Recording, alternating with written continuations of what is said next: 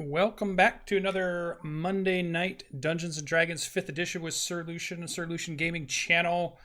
Hopefully you didn't miss last week's epic combat session where we stormed the Black Pyramid and the guys had a enormous, awesome, fun fight. It was really good, really, actually, up in the top level. And we're going to come back this week and we're going to figure out what they're going to do at the top of a pyramid. But we do have a guest for tonight. Poor Logan decided he didn't like D&D enough that he was going to go over and do something else, which, I don't know, maybe he loses his spot in this party at some point. But we brought in Cedric, who is going to play Rock for us, which is, it'll work out because Cedric gets to play with us on Wednesday night. So if you recognize the face, that's because you get to see me and Logan and Sasha and Cedric play on Wednesday. And now you're getting to see me and Sasha and Cedric play on Monday. So it's all good. They get started to be regulars on the channel. So it's pretty good. But we see Tom's back. Pelly's back, Sasha's back, Cedric's back. So we're all here, and poor Logan won't get to play. We'll have to tease him on Wednesday when he does come back. So that'd be pretty fun.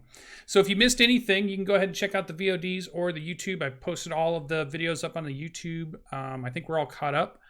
Like that was up to session 9 now. We're up to session 10 of the chapter 2, kind of when we rebooted for chapter 2. And I think we're just going to go ahead and jump right in. I felt like maybe we should have a little bit of mood music. So let's not blast you guys out, but let's put a little bit in there anyways. Let's see how that goes. Let's move you guys over to the map so you can actually see what's going on. Back to level 1 for now. And what we didn't do is, I guess we can recap a little bit. I'm going to go ahead and bring our battle map up for our audience to see. Let's transition that over. Does everything look good? Yeah, everything looks good. Awesome. All right. So what we had was our group last week. I'm going to recap it because I just think it was a fun battle anyways.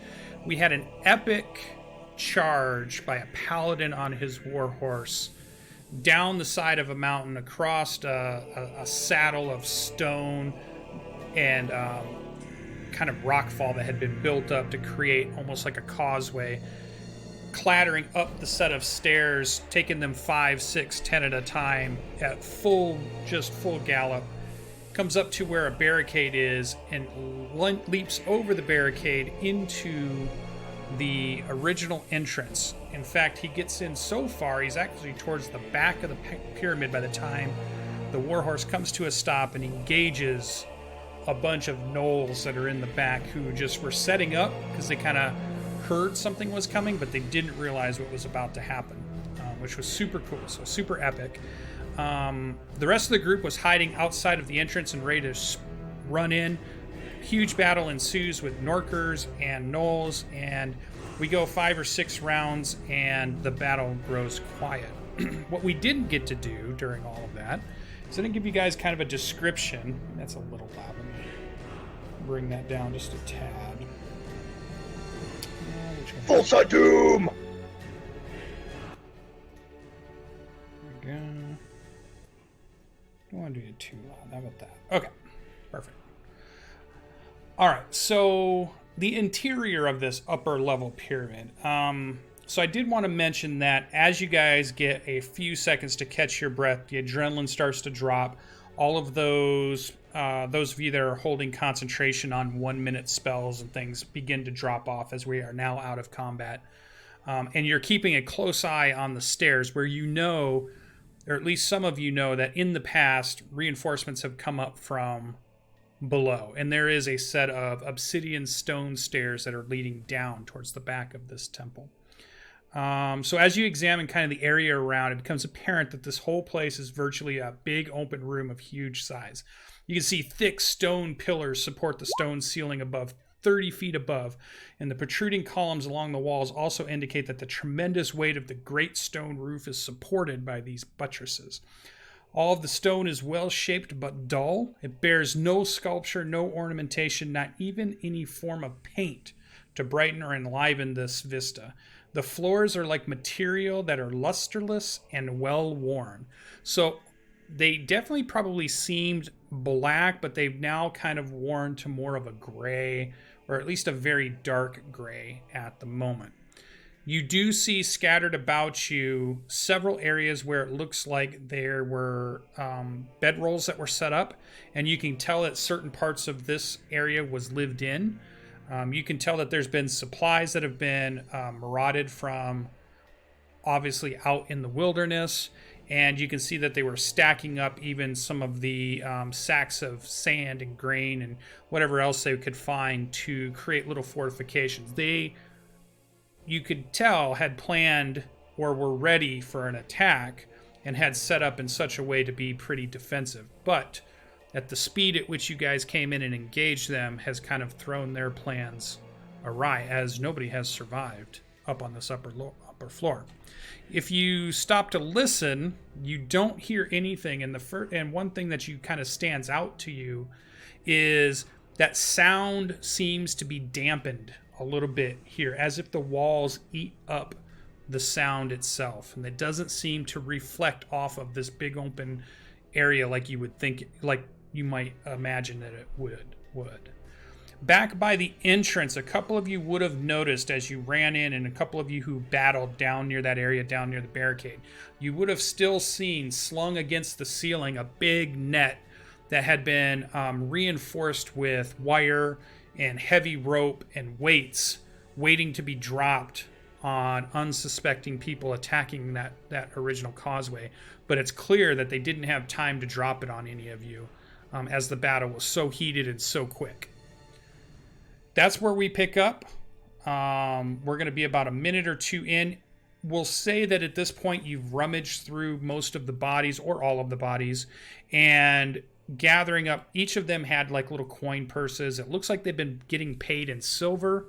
And by the time you add it all up, and somebody can kind of write it down somewhere, you were able to collect 450 silver from among all the bodies that you see here. So you see gnolls, you see Norkers, dead bodies strewn about here in the pyramid. So at that point, I will let the group decide and take over as far as what they're going to do. Now, Cedric, I assume you can see the map at this point? I cannot. Oh, let me move you guys over. Sorry. How about that?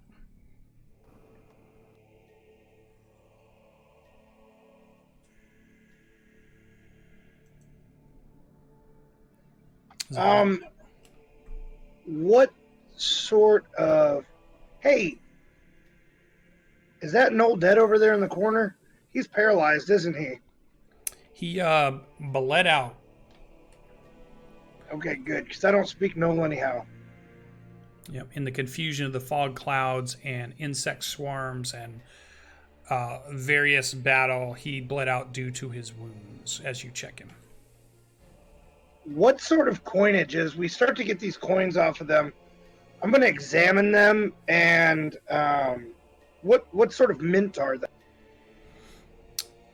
One you do not recognize, and it seems old and worn, almost as if you can't quite read the faces on some of them, although as you look at a couple of them you kind of piece together that they're all of the same type, but they seem to be of a very old coin and not one you recognize. Not one from Port Bastion. I don't think if you would have had any other reference. This is not a coin you've seen before, but clearly made of silver and about the weight of a silver piece. On the crates and barrels, would we recognize any writing or company names, logos, anything like that? Just a couple of them. You would notice some of the symbols that have some of the Elven script on them.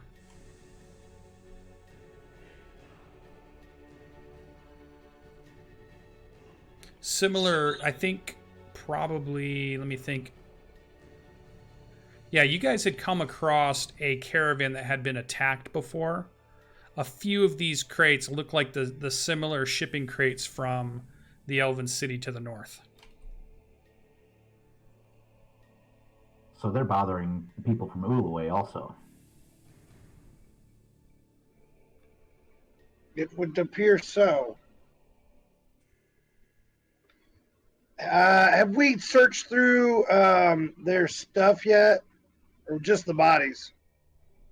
Yeah, you've already kind of ransacked their bedrolls.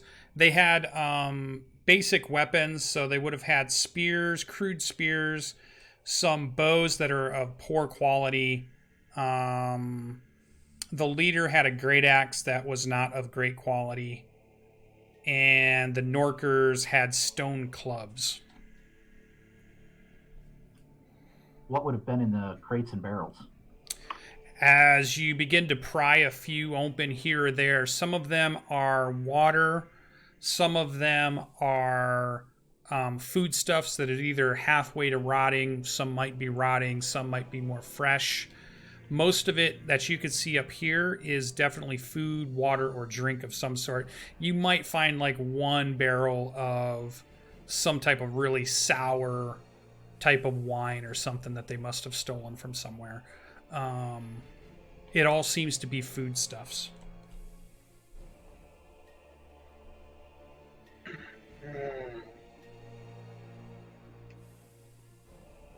It seems that we were able to take them by surprise. Well done, knight, as he looks over at Tristan and his armor. Well, should we finish clearing this place out of evil inhabitants? Aye, but I think we should be wary. There is a number of creatures that are much bigger and much more dangerous than this from the last time I was here. Okay. When you were here before, did you get down to the next level? We did not.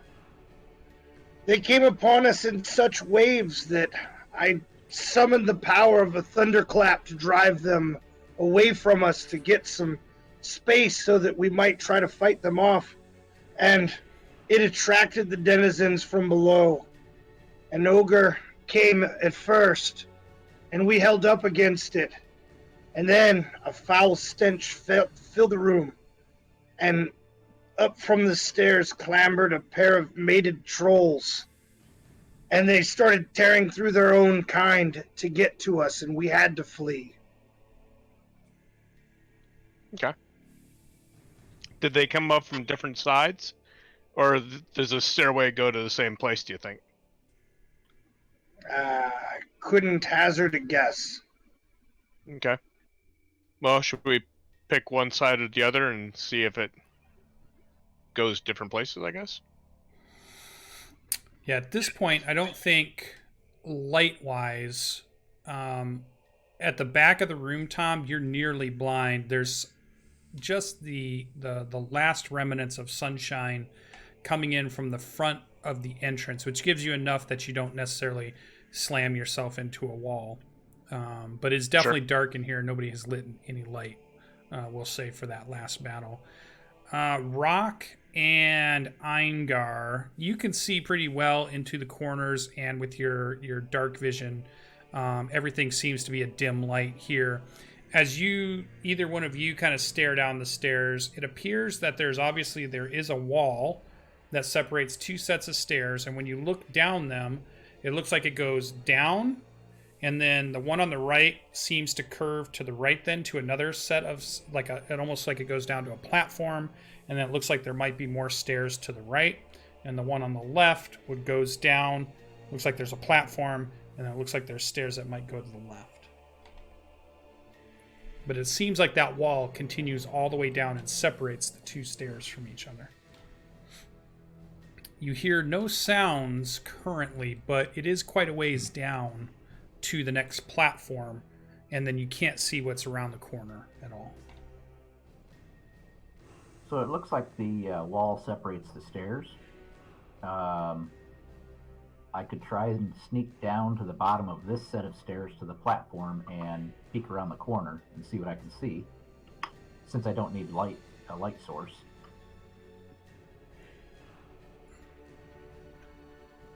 Well, it's for sure an option. But, and Albirix kind of looks a sidelong glance at Rock. What of your magic cloak? Will it work in such a situation? Well, there's only one way to find out. I'll wrap it around myself and slink very stealthily down the staircase. Yeah, so you can go ahead and make you have a Cloak of Elven Kind on Rock's character sheet there, so you can go ahead and make a stealth with advantage, and you choose the right-hand side, okay? Yeah, go ahead and go down towards the edge. 21 is good. Let's see. So you get up to the corner.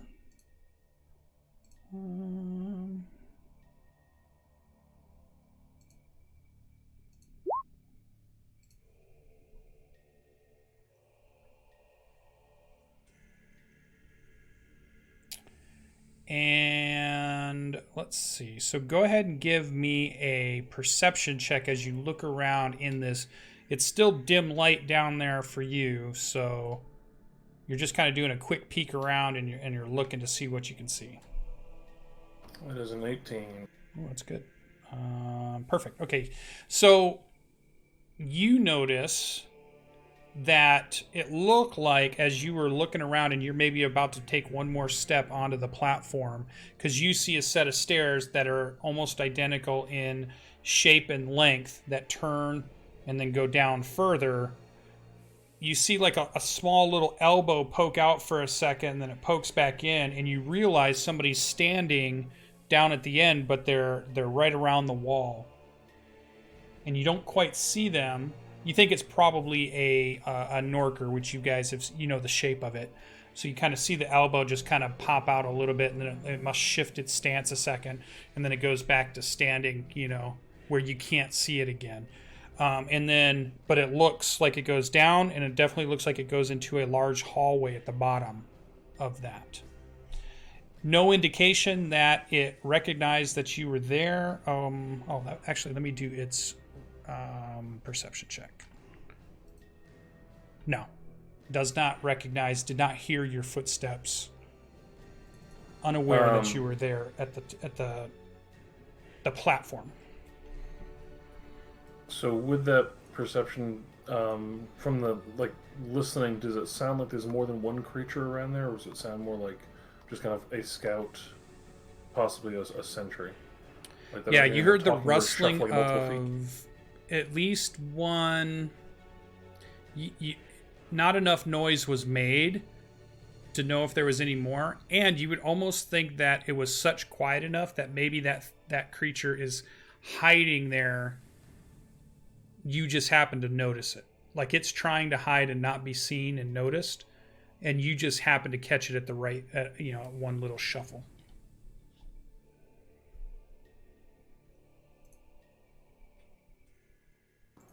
Okay, I'm going to step right up to the corner and wait, hoping to get like a little bit of elbow to pop around again.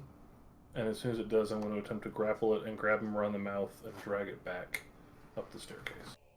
Okay, so you want to go, you're at the platform part now, you want to go down, and that'd be another like 30 or 40 feet down to that spot. I thought it was like right around the corner. Sorry, I was Yeah. No, that's why I'm checking. I'm going to slink back up then. And, okay. Pass this on. All right. Yep. And so we see the shadow kind of, basically we don't see anything, but the audience would see a ripple in the darkness, and then we'd see Rock's hood come off, and the rest of you would notice him kind of just appear out of the dim stairway as he approaches. Go ahead. There's somebody waiting for us on the stairs. A Norker, it looks like.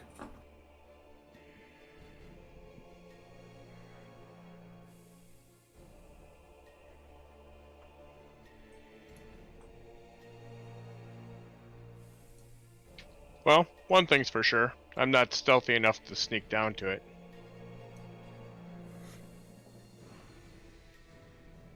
But, the ranger and the barbarian probably could. They might be able to kill him in one turn. Should we check the second stair or go for this? I'd say let's check the second stairway, same way. Sure. I'll slink on down. All right, so we see again the hood come over our orc barbarian, and quickly again the dimness absorbs his, and the cloak kind of turns gray and absorbs him back into the shadow as he slinks down slowly and cautiously down the stairs on the left-hand side. We'll keep the roll that you had before, which is fine. So we'll keep that 21, so you feel pretty stealthy. I am going to make a check. So you get to the corner. You see a platform, and you see stairs going down. It looks identical, so it's just like a mirror image of the other side, except that it goes down to the left on this side. Did I miss the thing here? Does anybody hear you? I can hear you. Let's find out. I mean, bad guys, can they hear you? How good is their hearing today? Nope. All right. Give me a perception check, though, as you peer down the left staircase. Only a 14 on that. Yeah, you don't notice anything. You don't hear anything. The other thing that's the same about both sides is there's no light source that you're seeing, so it's stayed dark, and it's absolute dark down here. So it's pretty much dim light for you as you're looking. Tones of gray. I will slink back to the group and pass on that it appears that the other hallway is unguarded at the moment, but I couldn't see much beyond the platforms. And I'll describe the staircases as I found them.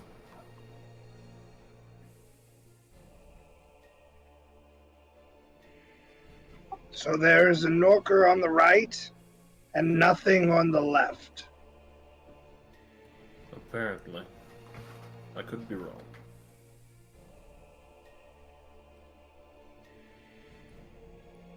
I think I would prefer... What's that? Speak, dwarf. I think I would prefer not to leave someone behind us. Shall we go introduce ourselves? Do you think that you could sneak upon it? It's possible.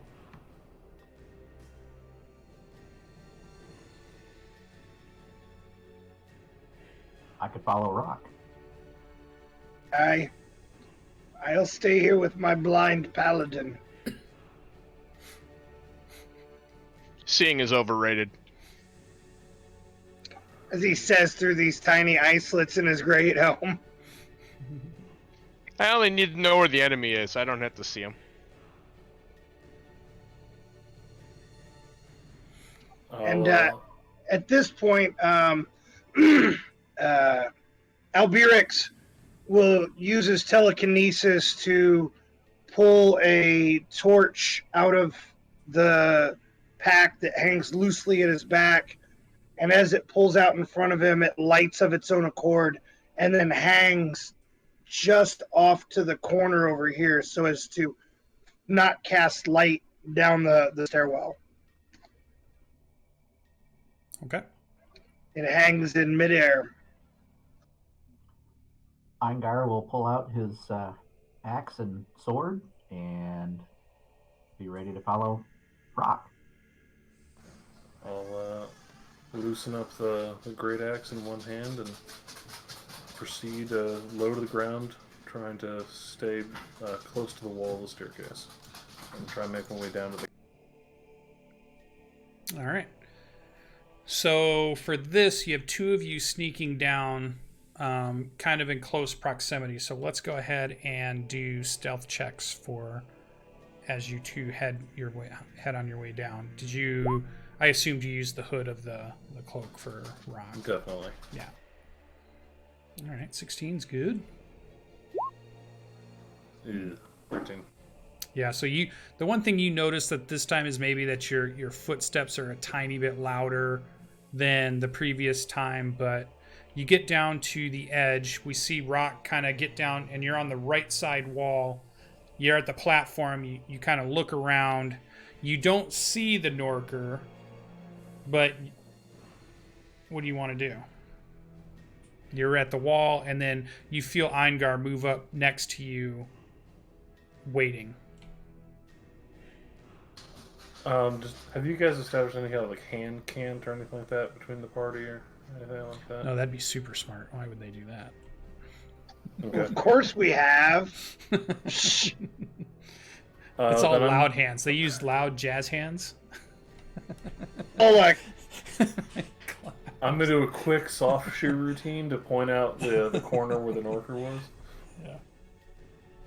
And Yeah. then, So okay. So we get a pantomime in the dim light. Yep. Okay.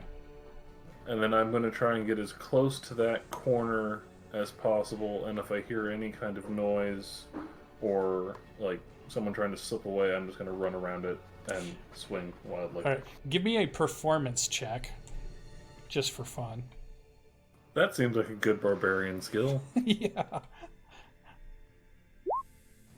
8. Yeah. So, Pellinor, all you see is Rock just start shaking his hands in front of you, and you have no idea what he's doing. And then he kind of moves off. I'll move with him. All right, so you slink down the right-hand side. You're up against the wall. And when you did see him, he was... so you went down. Maybe I'll just use north, east, south, and west. So we'll say this is going down north. You look to the east. That's where the platform is. And when you're going down to the east, he would have been on the south side where it comes out. So it just kind of goes down and out. Let me see what I have on the map. See if I can move you guys over to it yet. I think I drew that part. Yeah. Okay, I'll bring everybody over, even though Tom and Albrix aren't there yet. I'll still put you guys over on the map. So let me move you guys over here. Give me 1 second. Boop. And I'm gonna grab you guys. Let's do it right here. Maybe like here, here, and here. And do that.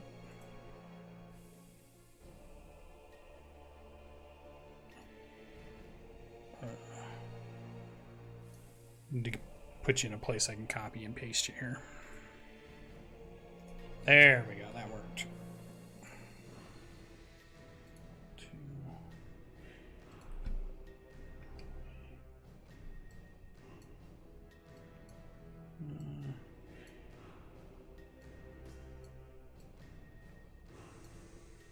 That and that. And boom. So now you guys should be on level 2. The part you're on at the moment is you've gone down the next set of stairs. And Rock, you've slinked up to that corner, and you can tell that right around the corner is a Norker. Okay, I can just see pitch black at the moment, so... Let me see if I can fix it. Same. Let me check. I'm blinded. I can't see anything. Blinded Yep. by Doesn't the have rock. eyesight. And 60. Minus 1. Little Ario. About that for Rock. Did that work? So Yes. Albirix looks over at Tristan. Eyesight. So do you notice something a little odd about Rock today? Just assumed he was bipolar. Mm, I mean, he I has don't a know. I half can't quite put my finger on it, but something feels different. Kind of like he's less orc and more human today. Yeah. Yeah, I hear half orcs are kind of like that. Some days they're a little more orcish, some days they're a little more human. All right, the two that have current vision should be able to see. Since my orcish nature is being maligned, I'm going to try and cut this fucker in half. And just step around and just immediately try to go top to bottom on this. All right, With so a a reckless attack. surprise attack. You will get you'll get advantage already coming out of stealth, so you don't have to use reckless if you don't want to. But you're going to get one attack off of this because it's kind of like in a surprise round, and then we'll go to initiative after that. So you get one shot at this guy. Okay. And I will go Great Weapons Master because why not? Sure.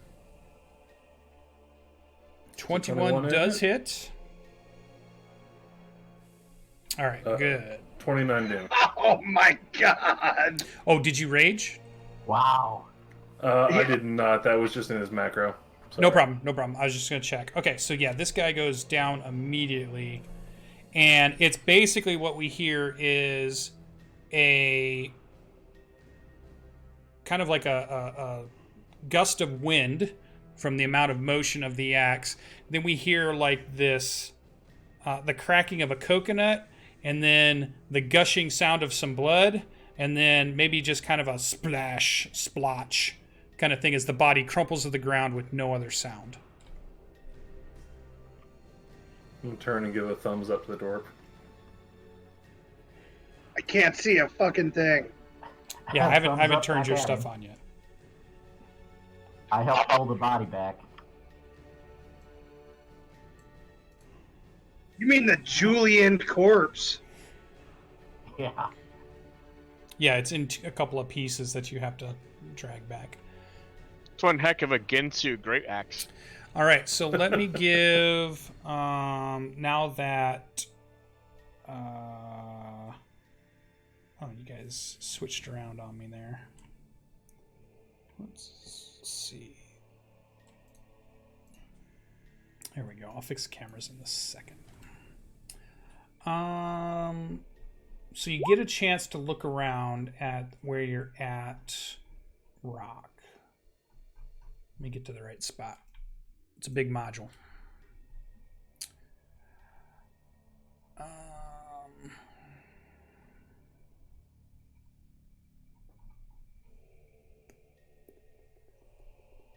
right. So you can see that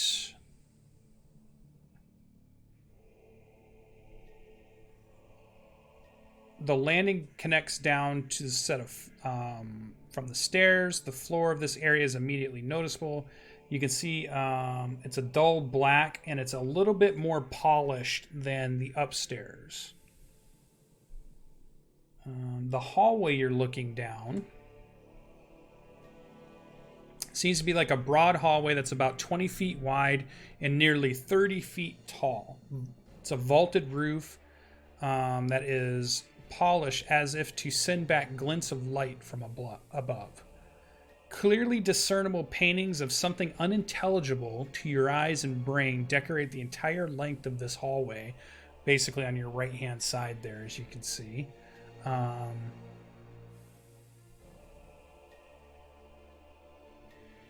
and it looks like it goes much further than your vision reaches and just kind of goes off into the darkness. Straight across from you, you see a large antechamber, kind of a squarish looking room. The walls inside there, towards the back and the side, seem to have like a plum grayish color to them. So it has a different grayish color than the stone walls that you've seen as you've come down. And there appears to be the scraps of broken furniture. You know, seems like maybe it's been long gone. But there also may be some stuff in there. It looks like maybe some type of cloth is piled up. And again, seems to be another room. Is there any kind of intelligible script or anything on the wall? It doesn't seem to be as you look at them, like the north wall. It almost feels like when you aren't staring at it, out of the corner of your eye, you think you see some type of mural. But when you go to look at it, it's like it's gone. And then as you try to stare at it closely, you start to kind of get a headache, but you don't see anything. Well, now that my Warhammer senses are tingling, I'm going to look back to the dwarf and point at the main hallway, and then point at the room across from us, and kind of motion. Yeah. Which way do we? I'm gonna go back to the other two and sit and whisper as low as I can with them still hearing. Say we have two directions: either straight or to the right down a hallway.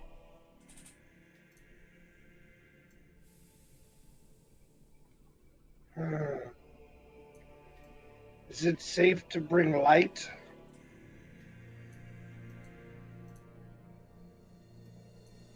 I don't believe Rock saw anybody walking around. As he says this, the torch floats of its own accord around and down, and then leads the way down into the darkness for Albirix and Tristan to accompany them. Shields locked.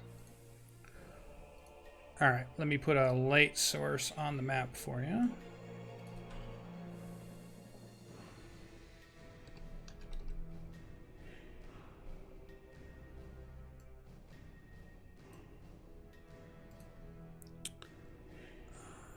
Let's make that super small.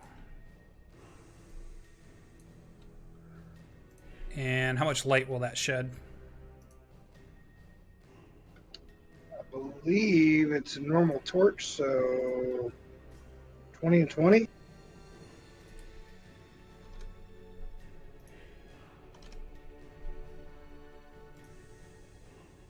"20-foot bright, 20-foot dim." How about that? Can you guys see now? Yep.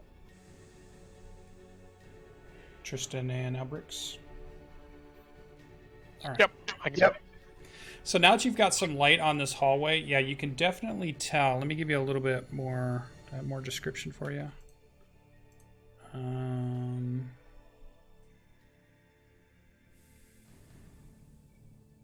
Yeah, instead of it being a dull black as the level above, it is a polished obsidian. The wall to the north, as you guys are coming down, again, it seems like as you're walking down, there's movement out of the corner of your eye. But when you look over, you don't see anything. But each time you turn back, as if you thought maybe you just saw something, again, you get like little bits of motion keeps tugging at the corner of your eye. But every time you glance back over, there's nothing there.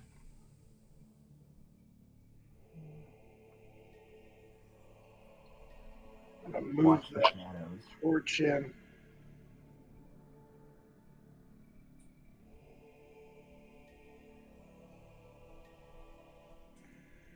So, Lucian, if I do my detecting extraplanar stuff, basically like demons, fiends, that kind of stuff, does that go off? No. But this place radiates evil. Alright.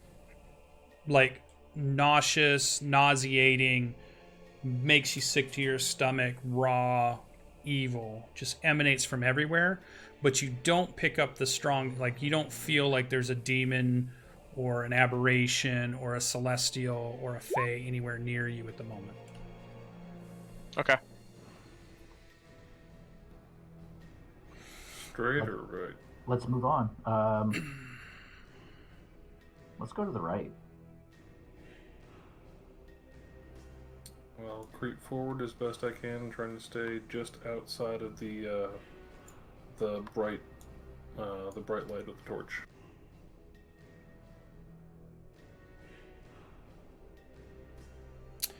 All right, so you can see a hallway and some doors as you kind of pass by that spot. Let me give you, don't move too far. Let me give you a little bit more of that hallway. Yeah, that's probably about, let's see. Yeah, 20 feet wide, 30 feet high, vaulted roof.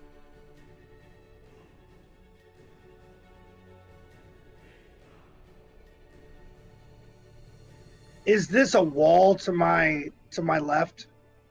It is. Is there dust on the wall, on the floors? No. No spider webs, no nothing? Nope. Seems pretty clean and well worn down here. We're standing by an opening, right? There's no door there on the east to us. There's not to the east of us. Yeah, that's just a more hallway. Can you see more hallway there? Yeah. Okay. I'm gonna slide. Oh yeah, I down guess that when I made the little bit. map, I used black as the walls. But maybe that's messing with the line. Yeah, of sight it there. makes it hard to tell where the lighting is. Yeah, I didn't think of that because well, I was thinking it's a black pyramid, so I made everything black.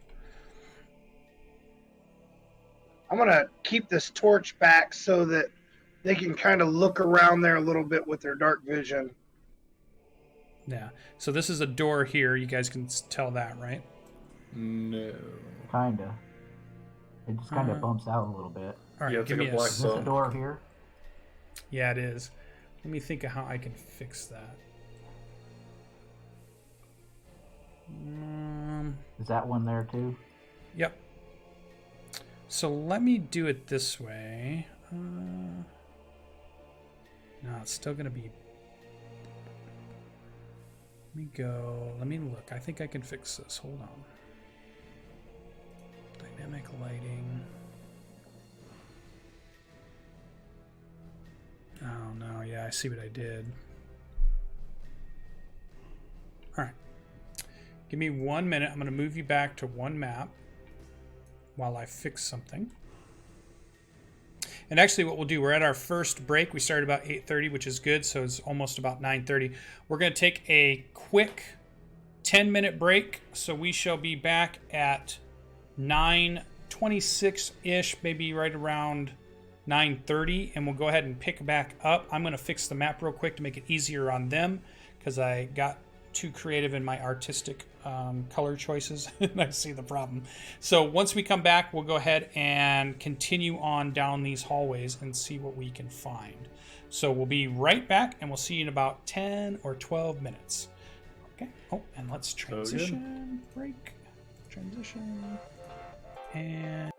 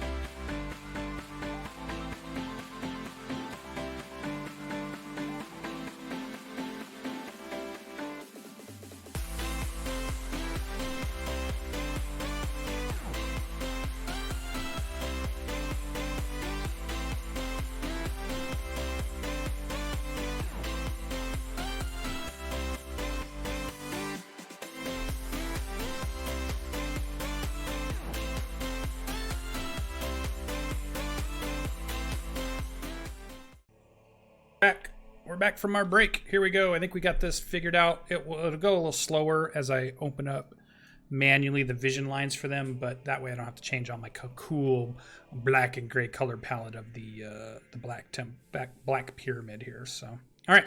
So yeah, you guys should be able to recognize some doors. There was a room above you. If it wasn't clear that was a room before, now you should be able to see that. And we pick back up. So what are you guys doing? We should go back up to the room above us. Let's go check that out. Okie dokie dokie.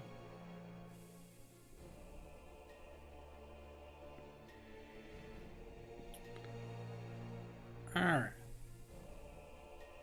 So let's reveal that to you.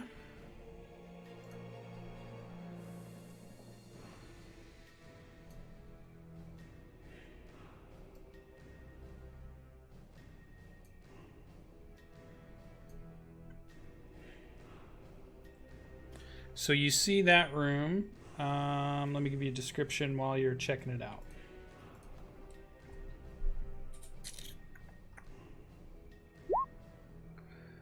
All right, so big square room. You see strange striations of color on its walls.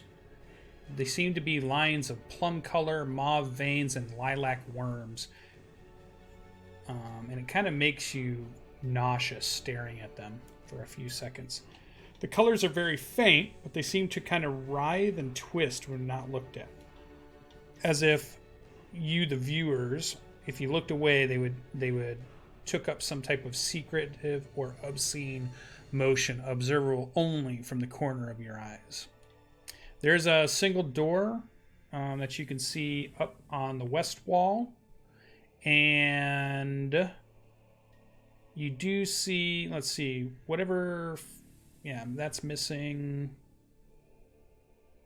What does occupy this room currently are two huge mounds of bedding.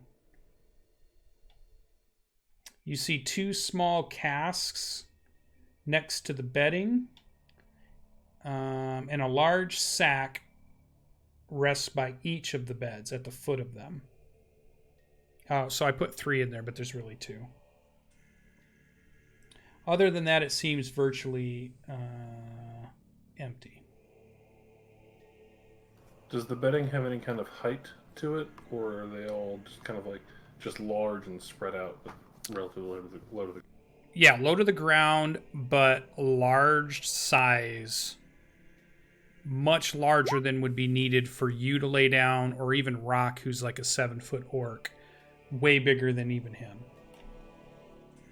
Didn't Alberix mention something about a mated set of trolls? That he did. Yeah, if you want to do... each of you can do a perception check at this point.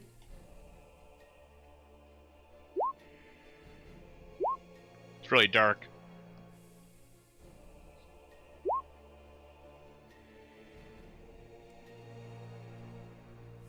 I got 3 of them. Who's the 4th? Oh, I'll be step Sasha. away for a second. Oh, got it.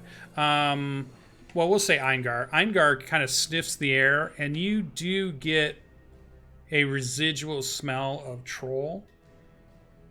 And the beds in this room definitely smell of something that doesn't wash itself very often. And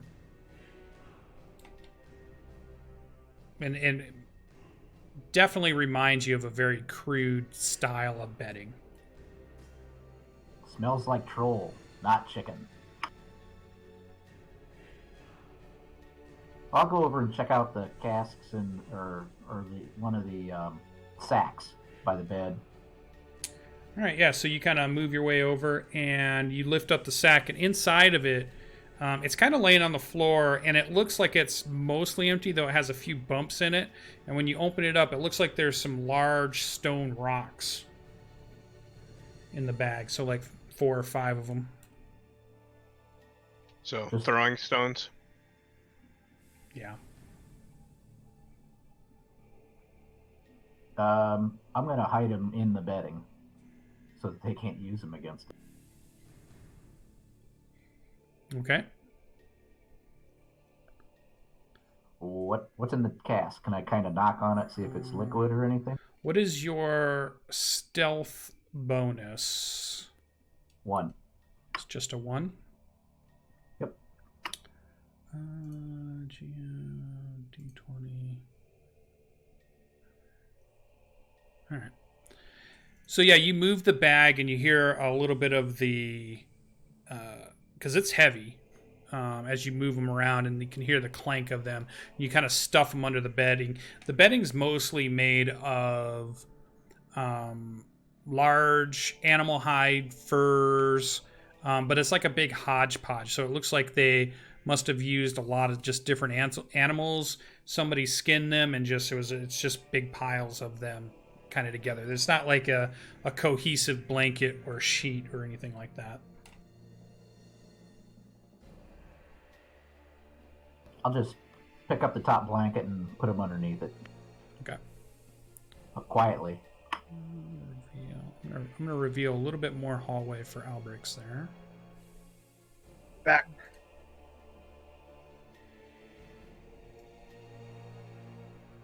Maybe about that much. Okay. So so you move one of the sacks, you kind of hide it in the bedding. Okay. Anything else? Check out the keg, or see if it's got liquid in. Yeah. So yeah, there's 2 small casks. When you open one of them, it appears to be water. Okay, I'll leave it alone.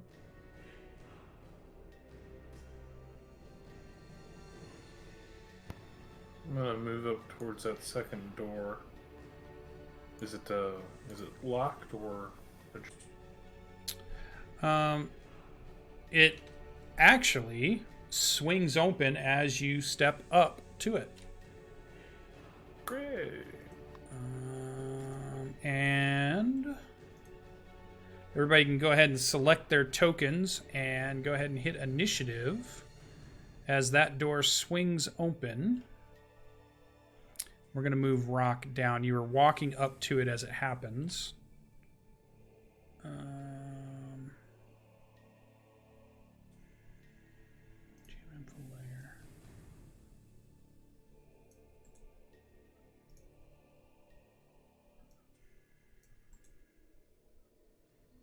Holy shit. And what we see is it's just kind of like a casual thing to kind of step back a little bit. So we had Eingar's kind of opening up a cask. He's moved the sack in the bedding. Rock begins to move over towards the door, and he's kind of getting close to it. And he's like almost going to reach out and maybe look at what the door handle is, or maybe he's kind of staring at it. And the door just swings open. And this creature just walks out, just steps out, and then there's like this moment of your eyes lock with each other, and it's like 100 seconds goes by with nobody moving, and then everything just goes off in motion. Like everybody just starts moving and grabbing stuff and doing stuff all at the same time. Let me get them up and running here. And as that door opens, a huge wave of stench hits Rock and Eingar. All right, so let me bring them up here a second. Where are they at?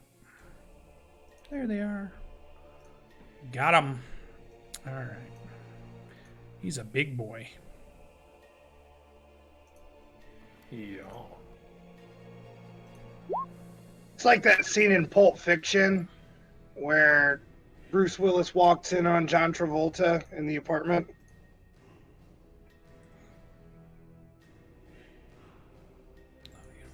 Yep. That or when the guy walks out of the bathroom when Samuel L. Jackson and John Travolta are killing all the bad guys. Oh, that's right. Yeah. All right, I've got them. Let me do map and background too. I think I can. Yeah, I can open that slightly, so we can say that it's open. All right. So, top of the round, something from inside the room. There's kind of like noise as everybody just starts moving, and we hear like kind of the intake of breath of the troll, and right from behind it, and kind of pushes his way past him, almost as if irritated why this one troll in front stopped, and kind of just get out of the way and pushes, not realizing there are people in the room.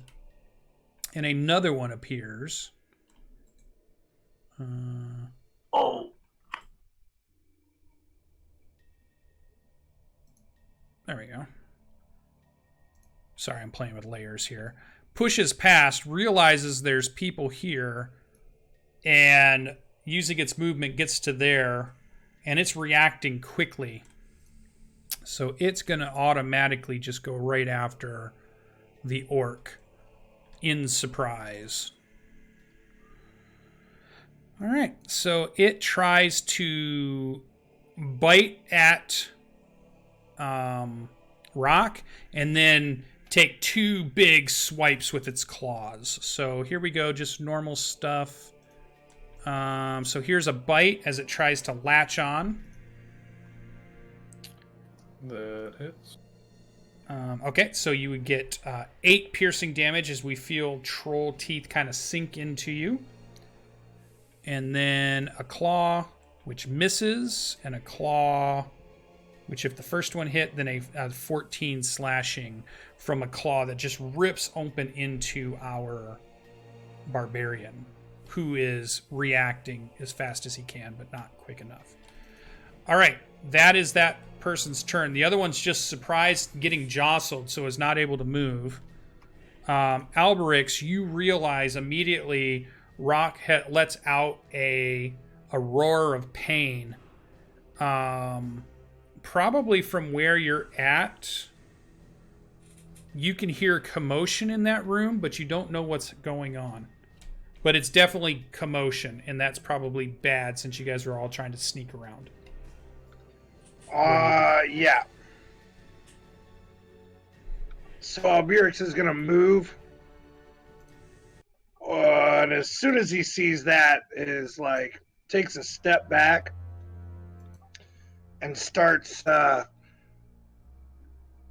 intoning some guttural verses from the nature's magic, and as he does, spectral little misty things start to happen around these trolls as he casts conjure animals. Cool. Yeah, kind of scared. All right. What are you choosing? I would like to go with I'm gonna go with 8. I'm gonna go with the small. Okay. So let's grab.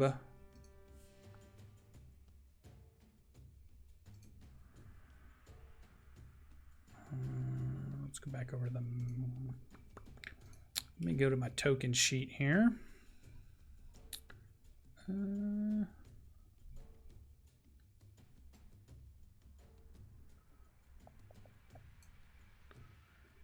feel like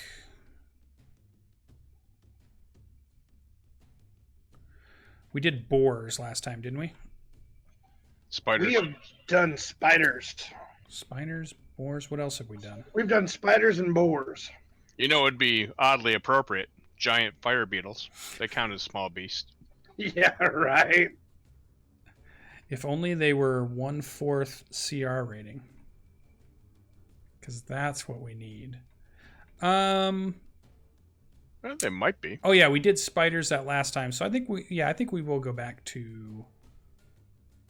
They technically have. I think we had 0. spiders, boars, wolves, and giant owls were on the quarter list. Yeah. And you also had boars, spectral. constrictor snakes. I'm going to give you draft boars horses, for elk, now, and I will Giant grab them. badgers, bats, centipedes, Control C.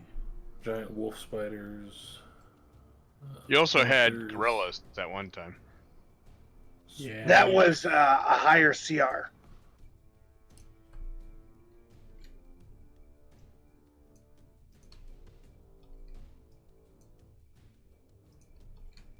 blink dogs.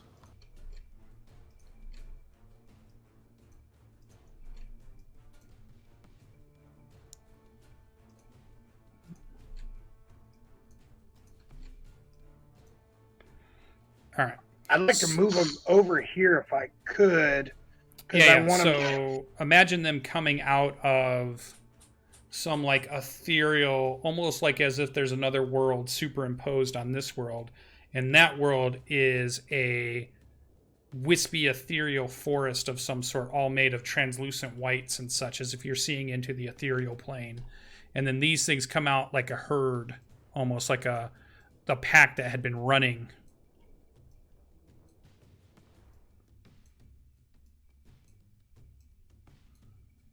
All right, yeah. Maybe like that. As they materialize. And then go ahead and now they get a... I think you can click on one of them and give them... Oh, do you have control? Maybe not. Not yet. Shoot. I'm going to give you control of one so you can roll initiative, and I'll get the rest while we're moving around here. Albrix. There. All right. I'll give you one so you can roll your initiative, because that'll place them somewhere on the turn order.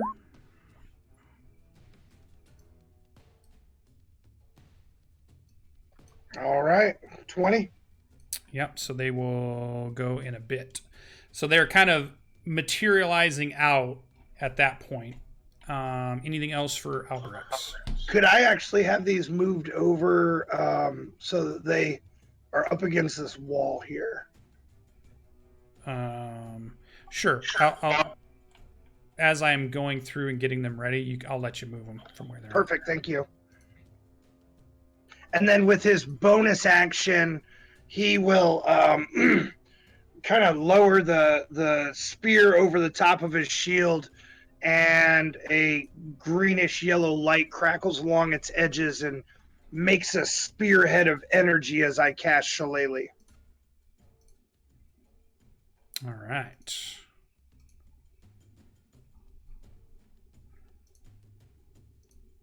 Anything else? That's my turn. All right, that brings us to Tristan. You are up.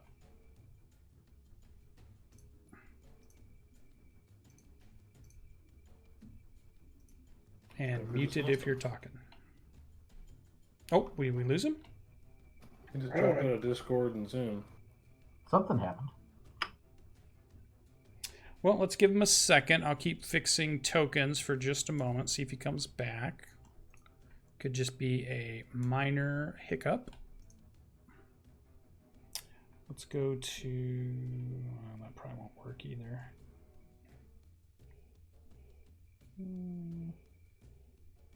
Yeah, we'll just stay here for now.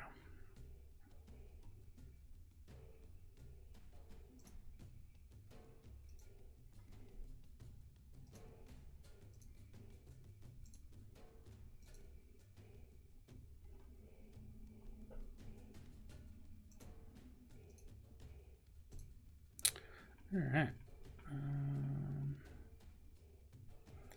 Well, we would have Rock next, so let's have Rock go ahead and do his turn. We'll do Pelinor's turn, and then if he's not back by then, we'll wait a second. So we'll come back to him in just a moment. We'll say what he did, happens before this. But let's go ahead and let Rock react. So Rock, go ahead and do your turn. All right. So looking down at the wounds from the claw marks and the troll, Rock's going to look up and just contort in rage. I will burn a rage for my bonus action, and I'm going to tee off on this troll immediately to the left, one closer to the door. Okay. Yep. So the one on the right is the one that I think hits you, but you're going to get the one on the left that's surprised and kind of being jostled at the moment. Yeah. Yeah. Okay. Yeah.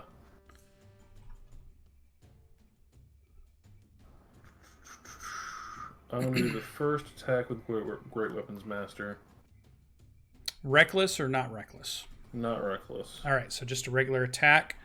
Still though, no. So the great axe kind of hits the toughened skin of this creature, but does not seem to draw blood, as it kind of shifts and it's stumbling back as it's surprised that you're in front of it. Its eyes is just barely recognizing. It's like its brain is still not even caught up. That it's like why are people here? How did people get here? What is going on? As that first one misses. Frustrated at the lack of success, I will go reckless on the second and swing straight for its neck. Cool. 22 sinks true.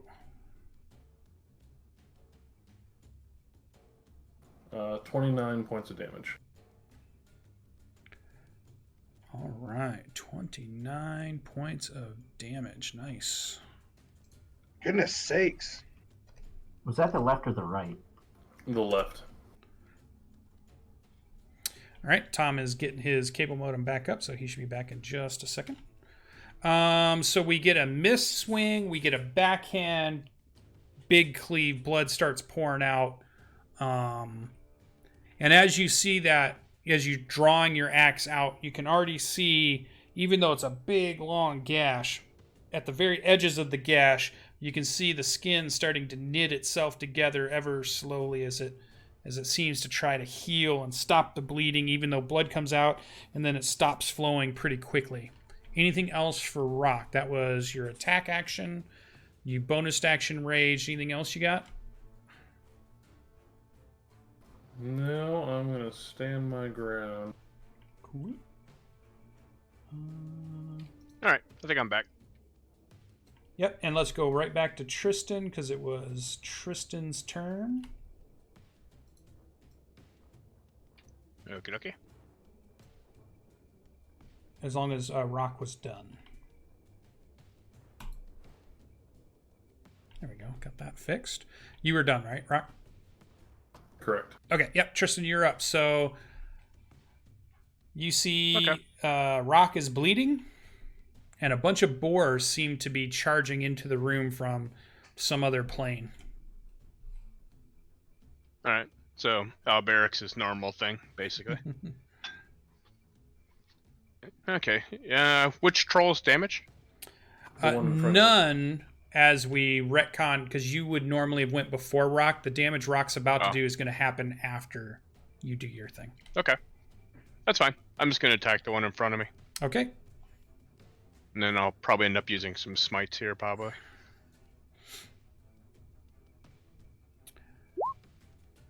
All right, so your sword strikes out, and it kind of clangs off of the hard, bony elbow and draws no blood. But the second one sinks true. All right. And then I'm going to do the level 2 smite, which I believe is 48. You tell me. I'm pretty sure. I just have to look it up again. I'm going to do the 13 now. No, it's 3d8. They're not any type of extra. They're just trolls. So, yep, 3d8.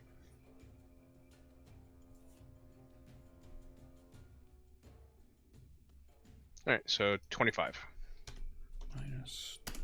And then another minus 12. Okay, yep, so I got a 13 and a 12. All right, so we see two longsword shots. We see Tristan charge in. We can hear the clang of his armor. Anything else for Tristan? Nope. All right. However, when the other Go ahead. troll goes, I'm going to try to use my reaction to block one of the shots for Rock. All right, yep, keep an eye on it.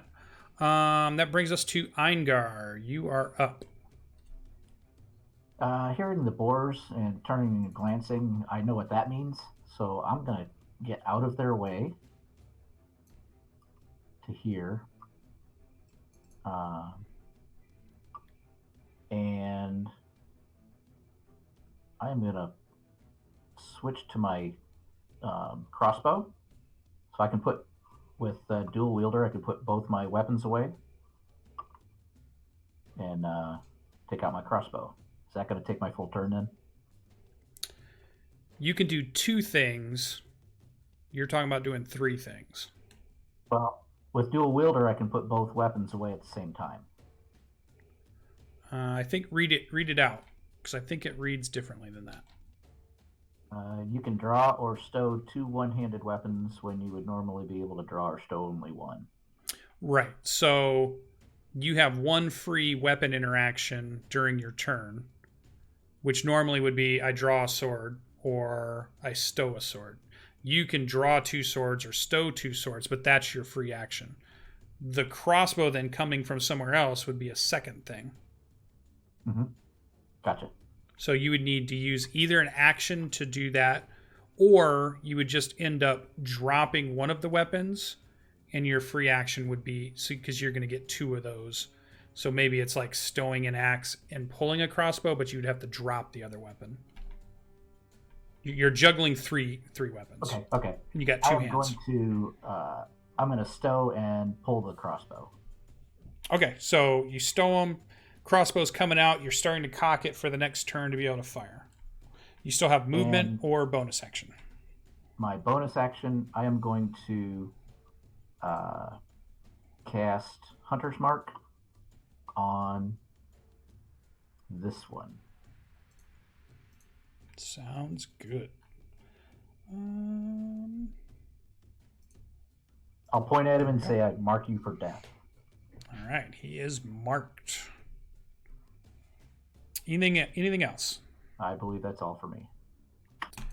All right, bottom of the round, the surprised troll has taken 1 big shot from each of you.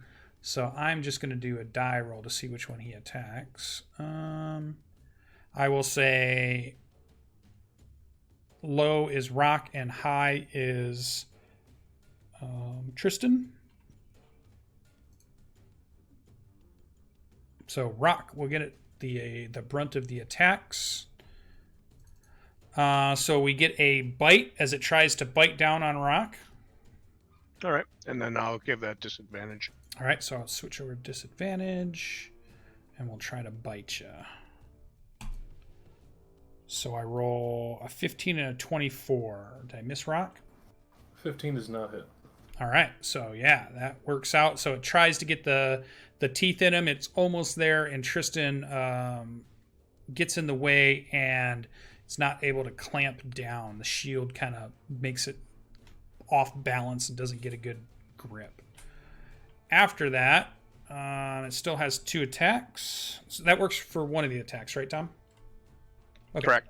So here comes a claw attack at normal for an 18. So 14 slashing damage to Rock. Definitely cut in half due to his raging ability. And then 1 more swipes out. Oh, hits again. 23, rolling a 15 for damage, cut in half. So really it comes up to be the same. So 7 slashing from the first one and 7 slashing from the second one, as 2 more wounds open up on Rock as the troll kind of tears into him. That brings us to the top of the round. Troll number 2. I'm at 20. Oh, you're right. Boars are at 20. Let's move that up. There we go. So top of the round, the boars get to move.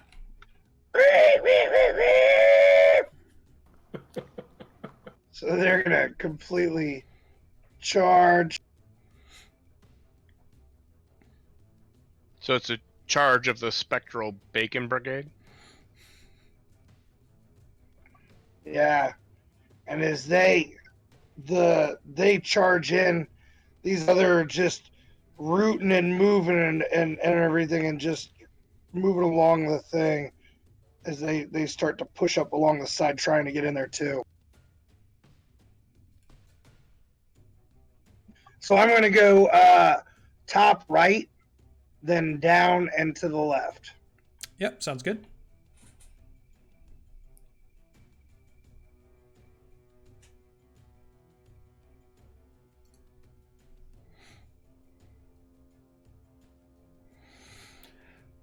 All right, so rolling some attacks here.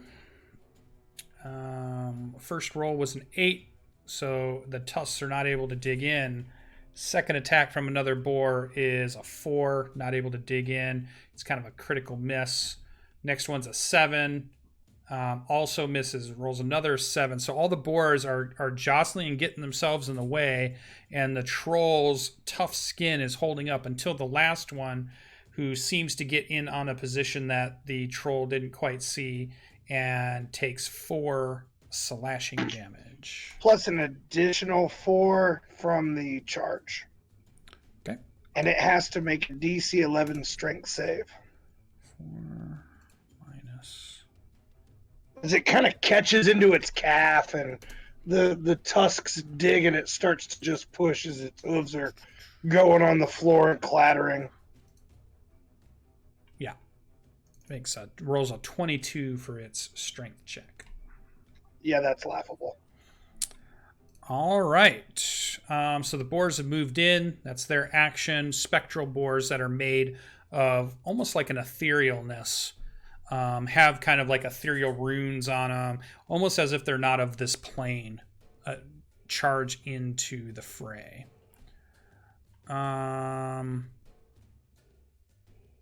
Give me a stealth check from the boars with disadvantage. I want to know how much noise they're making.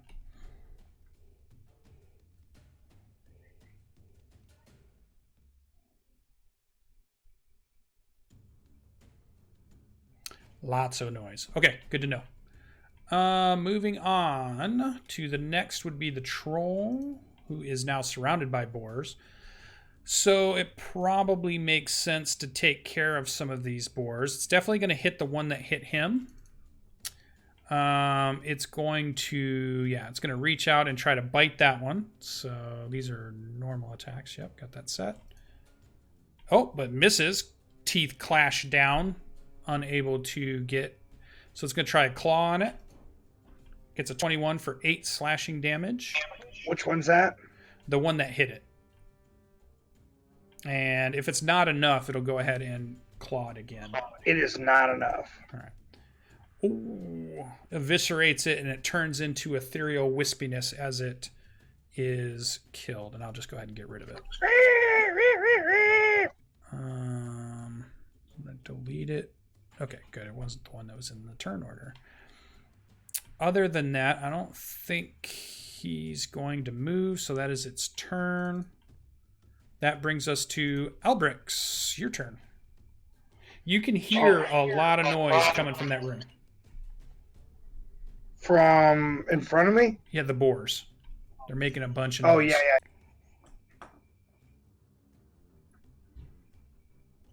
All right, I'm going to move up behind Rock.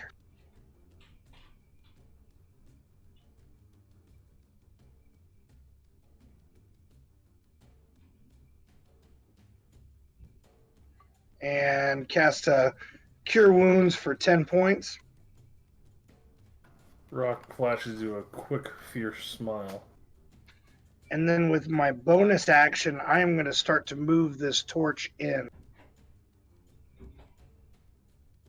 Okay. Right there. All right. And then I'm going to take a step back. That's my turn. Tristan is up. Alrighty then.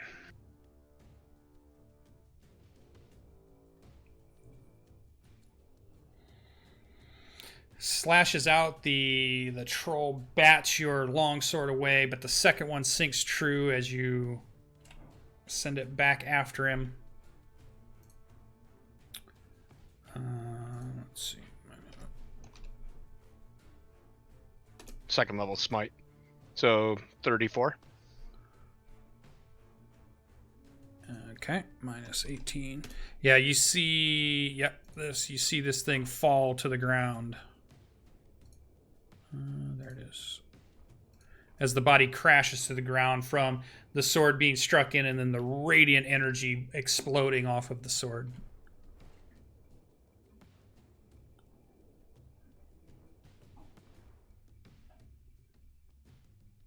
Anything else for Tristan?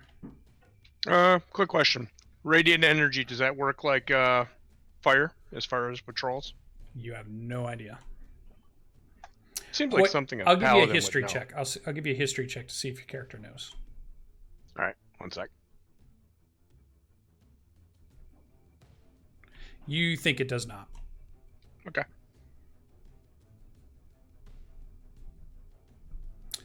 So we're on to Rock. Yes. Yeah. Rock is up. Can I use my move action to grab the torch and throw it onto the corpse of the downed troll?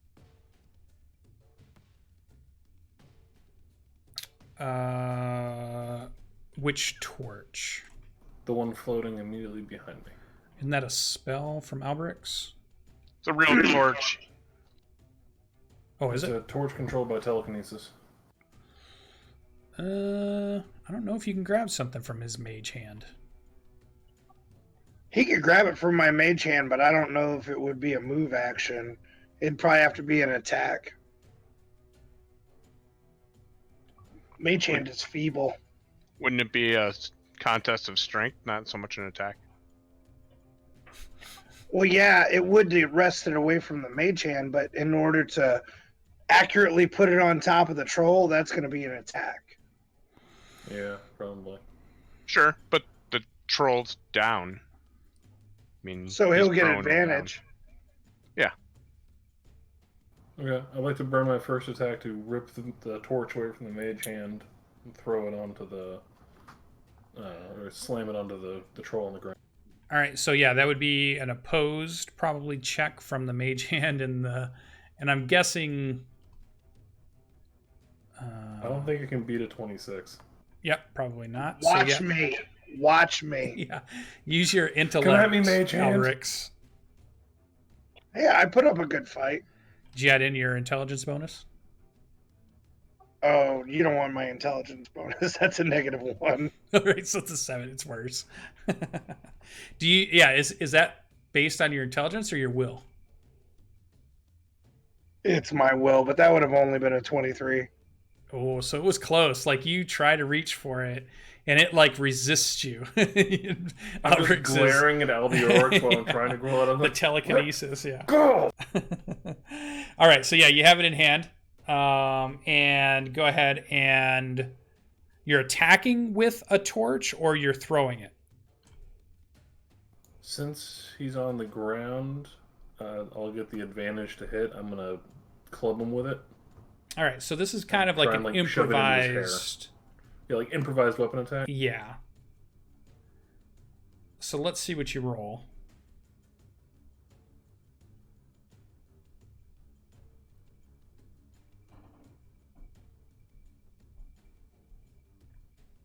That's a 12 and a 9.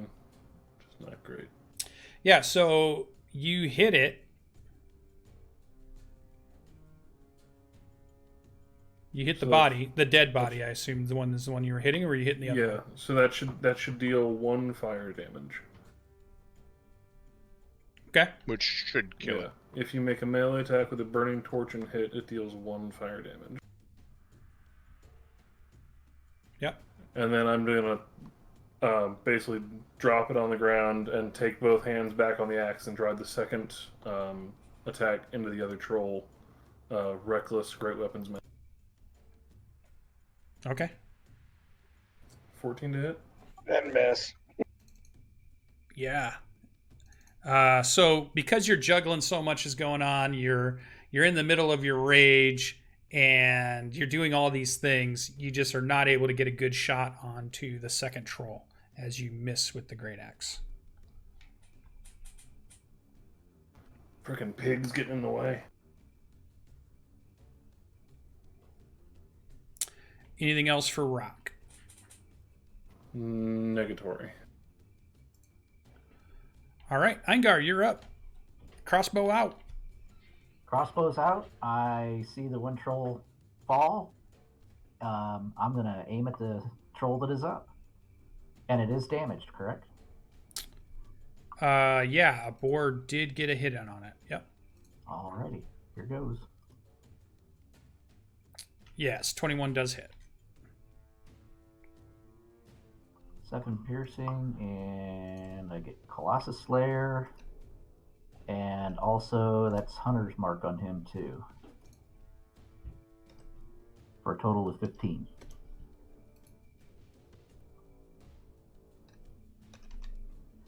And I've got an auto-loading crossbow, so I should be able to use it for my second shot, correct? I believe you get, with your you get 2 attacks with it. Yep. Correct. Okay.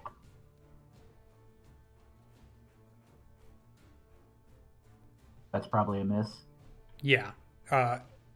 Magical bolt sears past it, and then we see it explode into sparks behind on the black obsidian wall.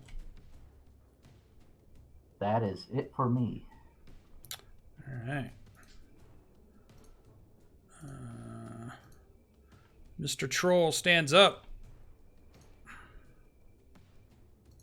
pulls itself from the ground. I'm curious on that one. I thought if you had a down troll and you hit it with fire, doesn't it kill it? You think that's the way it works? You absolutely do believe that. All right. And this one seems to claw its way back, standing up using half of its movement. What you're definitely noticing too, Tom, as you look probably perplexed at it as it does stand up and kind of surprising you, is that you don't see any scorch marks on it. You don't see any burn marks on it. Even though the torch hit, it didn't actually hit him. All right. He didn't roll high enough to hit with the 2 mechanically. All right. Or it was a hit, but it didn't burn through the actual hardened skin. So it didn't. He hit we'll say it hit the loincloth or something. He has 10 points, so he's going to go ahead and tear into Tristan this time, who did some big damage on him. So he's going to try to bite you. These are all normal attacks, so here comes a bite. 16 probably misses, though, right? Right. Yeah. Not 18. able to get through your armor. You're good and heavily armored, and the claw swipes out for 17. Not quite enough, but you feel the force of the blow, and then one more. A 19. Of course, it's the hard one. And then 15 slashing damage as it finally finds some purchase on this heavily armored paladin that stands before him. Okay, that is his turn. Top of the round. Boars are up. Round number 2. This one wheels around and heads back in. And this one starts pushing up against them. And the attacks start up once more.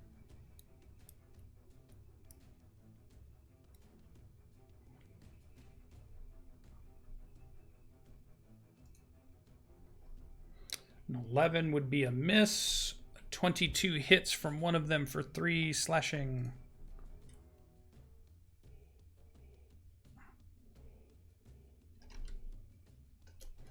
A 7 is not able to dig through the troll's skin, but the 18 lands true. The 16 lands true. That would add in a 6 and a 2 for slashing. So that would be 6, 7, 8. Last slashing. one.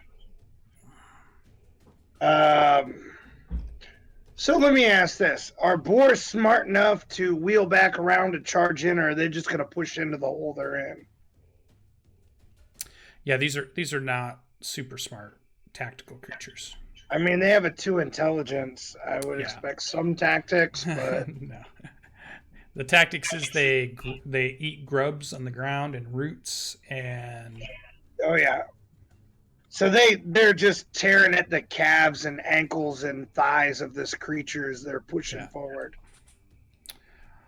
All right, that brings us to this guy. What's he do? He hates these boars, that is for sure.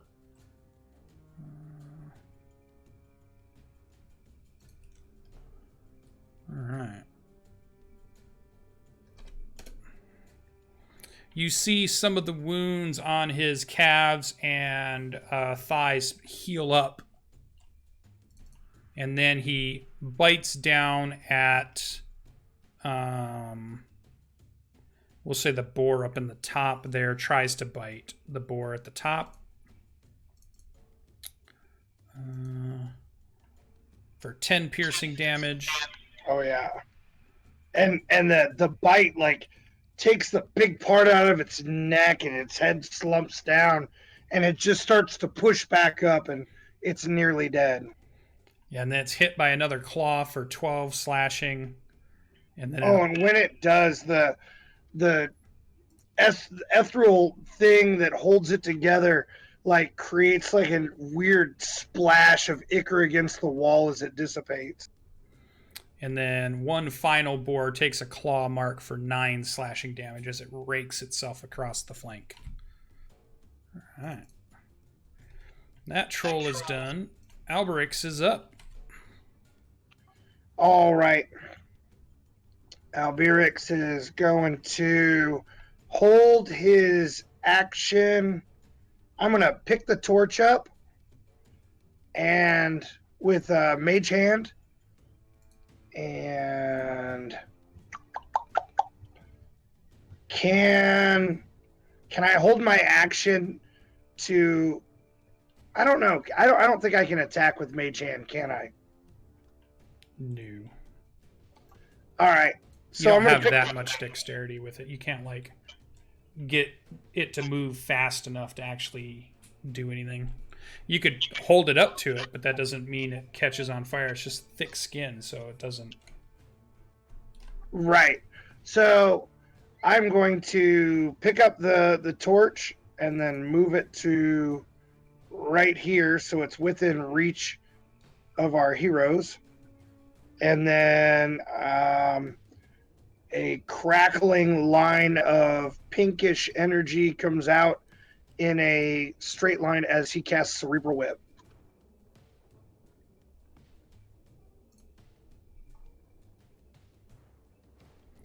Towards which one? The one on the left. All right, yeah. So we see the whip lash out, but you're trying to make it go around Tristan and Rock, who are dodging and ducking and blocking, and the whip kind of is not able to latch on to the troll. Anything else for Alberix? Sadly, no. All right, Tristan, you were getting ready to move towards this next one. You felt really good about downing this other one and then realized this thing has stood back up. It still looks really damaged. It still looks really hurt, but it now stands before you once again. All right, well, I'll hit it again. It bats your sword away on the first one, and again on the second one, it's almost like you're planning it, that as it bats the sword away, you use that momentum and you drive that sword back into it for 11 slashing damage. Yep, no, I'll just leave it at that for now. And it goes back down. Crumbles to the floor again. And as you're staring at it, you can see some of the wounds starting to stitch itself back up. As you can tell, the skin is still actively trying to repair itself. Anything else for Tristan? You can move if you need to or want to. I'm going to wait here. Okay. Rock, you are up. Alright, I'm gonna grab the torch again and angry that it hasn't stayed down. Do I get my proficiency bonus on this? Is it essentially a club? I don't think so. On an I think there are not a skill, but there's like a feat that gives you. Like I think it's Tavern Brawler or something. Under the gives it to section, you. it has often an improvised weapon is similar to an actual weapon and can be treated as such. For example, a table leg is akin to a club. At the GM's discretion, a character proficient with the weapon may use a similar object as if it is that. Yeah, I would. Entirely I mean, your fault. an actual torch isn't like a big solid club to hit somebody with. And in fact, we probably should roll that when you try to hit them with it, if it actually went out or not. Because it's not Okay. meant to be necessarily a weapon. Actually, the torch rolls make it pretty clear it is. Oh, well, let's look- They make yeah, a let's look. point of saying that if you hit somebody, it does 1 fire damage. Let's see. I'm going to say it's up to the DM. Well, yeah, You- obviously. I'm just pointing that out.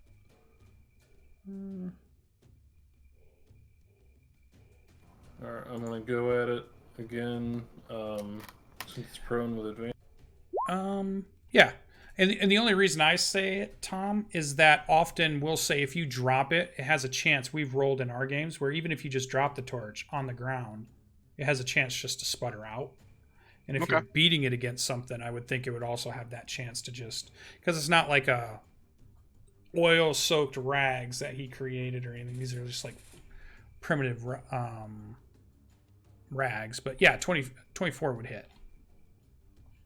Alright, so I'll do that 1 point of fire damage, and then again turn the axe, letting go of it again and driving the axe into the. Cool. Missing again. Yeah. All right. Let's see. So that brings us to Eingar. You are up. I'm shooting at the troll that's still up.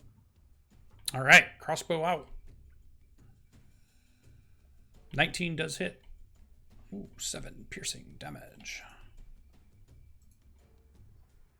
14. And we'll shoot at him again. Oh. Yep, and an 8 misses. So you guys are getting 1 attack and missing 1 attack. It seems like on everybody. All right. Anything else for Eingar? Nope. All right. Let's see. That guy, troll number 4, is down. Boar's turn. All right. This boar is going to move wheel in here, and they're just rooting and husking and doing their.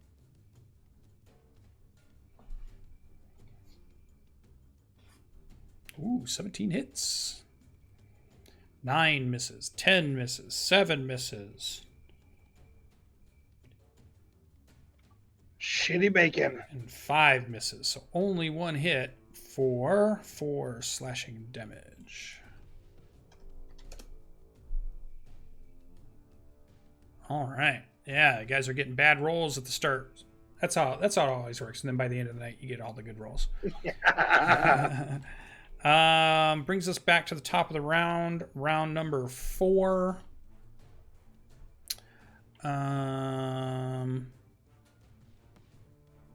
right.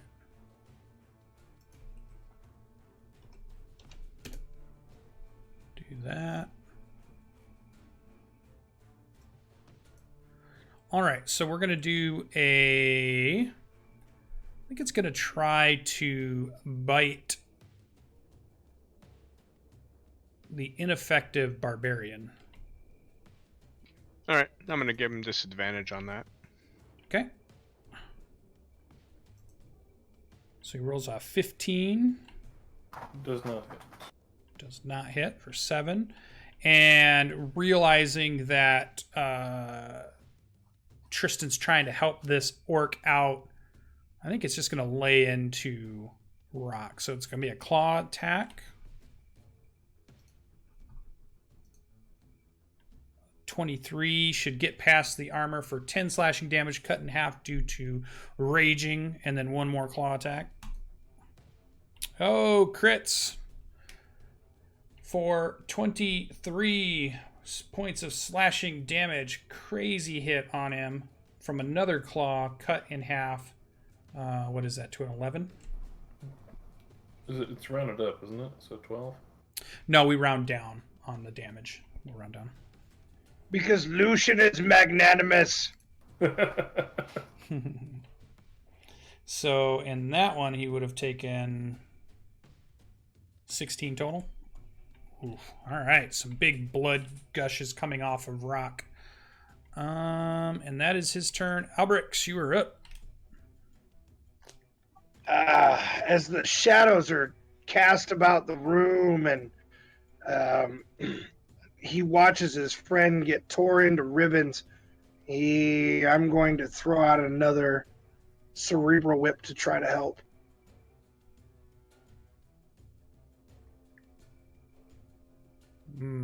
To no avail. Yeah, there's just too much in the way.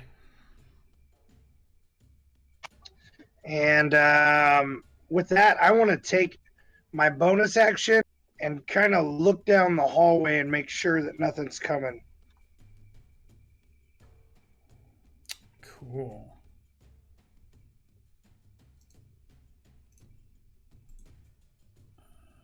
That's my turn. Are you going to move your guy so you can see down the hallway or what? Yeah. Take a step around this pillar.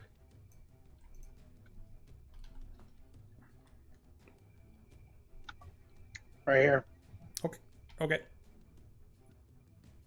Oh, shit. All right. So now that I see that, I am going to move to the other side of the dwarf and tell him what's going on. Push this There's an ogre coming. Holy shit. We see They a brought a druid cave crouching troll. and hiding down behind the dwarf. Dude, what are the chances that I look down that hallway at that point? Good thing. All right. So That's he's not my very turn. fast. No, he's not. Tristan's up. All right, let's take a couple of slashes in this guy. Yep. That would be difficult terrain where you're at because that's a big creature, but it just uses up 10 feet, but doesn't do anything else. So All right. just keep that in mind. So 14. Yeah, so a 10 misses, but the 19 comes back. It's that second slice with Tristan. He's always reliable. On the number 2 shot, gets 14 points of damage. You're just throwing Molinet returns all day, aren't you? Well, I'm really a polearm person, so this whole sort of thing, you know. So it's C shots then. All right, anything for Tristan? And we see 2 quick longsword shots strike out and draw blood. No, that's pretty much all I can do right now. All right, Rock, you've been rocked by a couple of shots.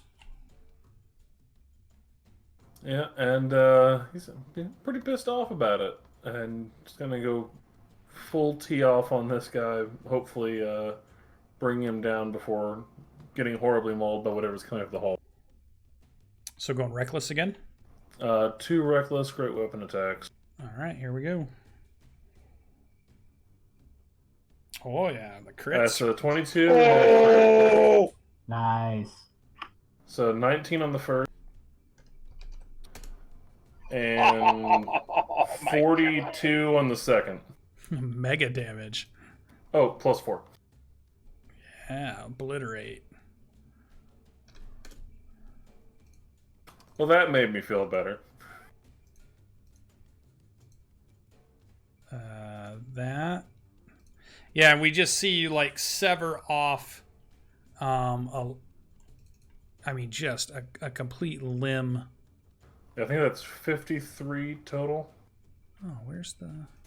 Dude, that's epic as all get out. That one's for you, Logan. Roll me a D20, Cedric. Just no bonuses. That is a 2.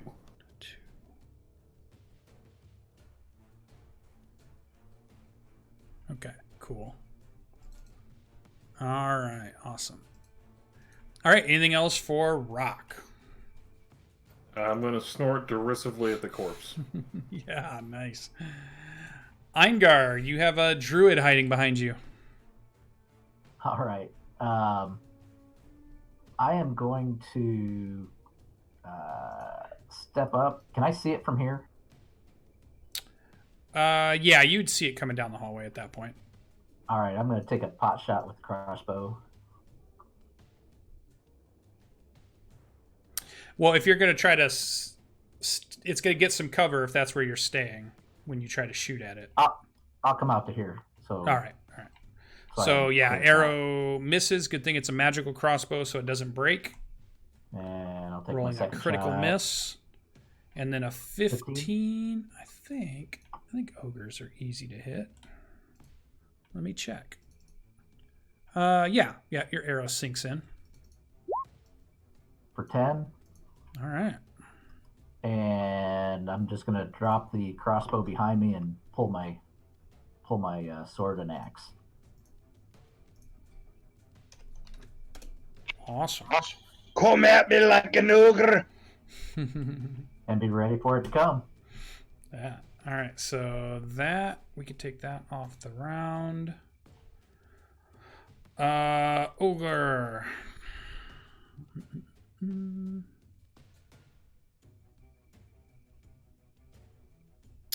No reason not to just run up and hit you. Big great club as it waddles up the room, and you can hear its thick, meaty feet smacking against the stone as if it's a big hunk of meat just being smashed against the floor of the black pyramid. Big kind of great club in its hands comes whistling down towards your head. A duck. 13.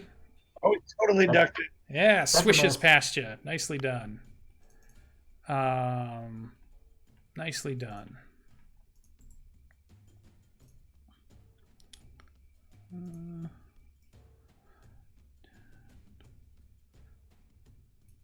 And then you see a second one looming over you. Oh, God dang it. Oh! And then tries to great club you also. Oh, 21 might hit. It does. 14 bludgeoning damage into our dwarven ranger. All right, that is the ogres. We're at the boars.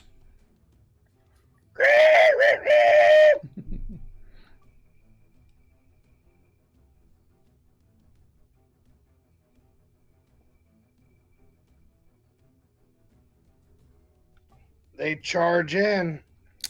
Yeah, I would say those three. There is a wall there. So 2 would get the charge. This one's not in range. This one has to go around the wall. See that wall there?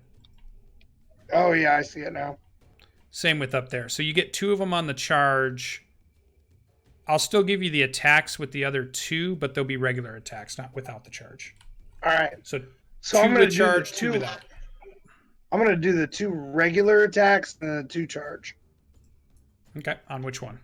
Oh, On wait. which- Can I do the 2 charge and then the... I'm going to go from bottom up. That's how I'm going to go. All right, yep, roll them out. 16 hits. Gets gored in. A 14 would hit, so that's the one that gets the charge. That's a strength save versus DC 11. All right, and these are into the same one, right? Yep.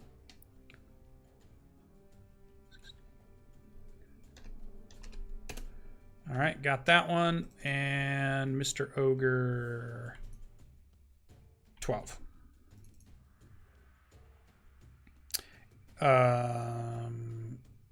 13 is a hit. Yeah, 13's a hit. For 7 and 8. And then the last one is for 4. So that third one is actually a charge, so he's got to make that roll again, right? No. The third one, or that last one, is only a regular one. Because he went around this pillar, right? Right, but the second and third one both did a charge, right? And they both hit. I rolled the last 2 as charges.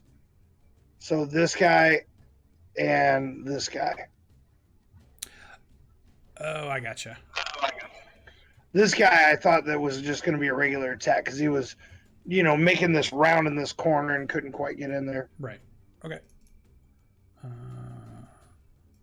So the bottom ogre takes 8, 11, 15, takes 23, and the top ogre 4.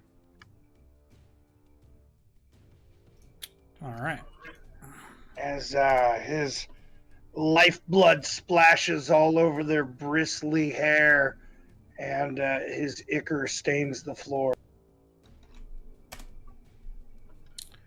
Boars are done. Troll climbs back up. Looks at the paladin next to him. Lays into the paladin. Tries to bite. Do I have this set right? Nope, normal.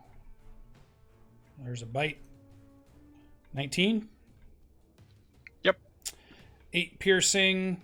And then it's going to do one more claw on Tristan and one claw on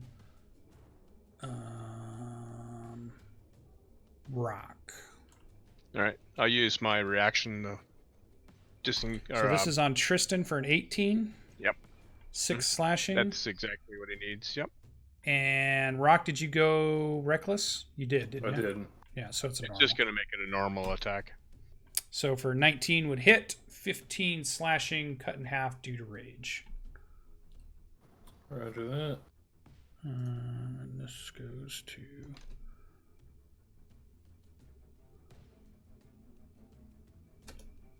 Did that do it?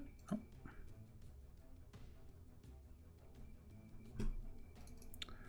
Hold on, it's always getting slow towards the end of the night.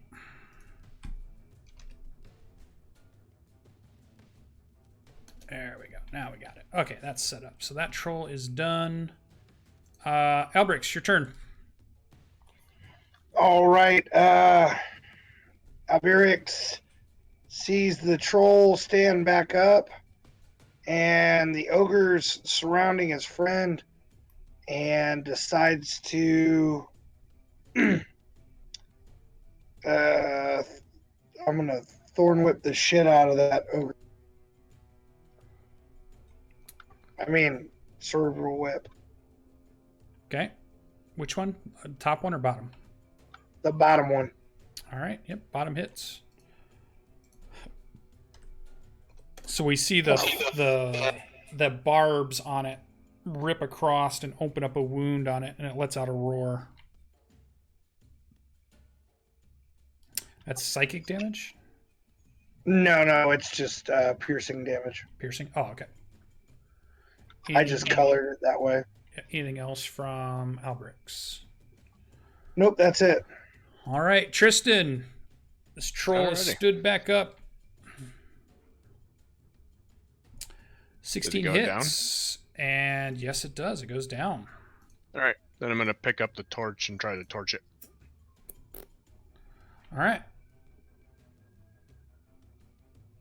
All right. So let's see. It'd be a d20 plus 5.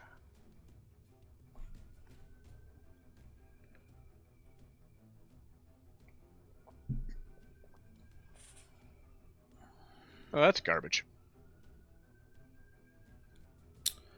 Yeah, so we can see you're trying to get it to do it, but like you can tell that certain parts of the skin aren't catching on fire. It's not lighting up. It's not burning as you're frantically trying to get it to do it.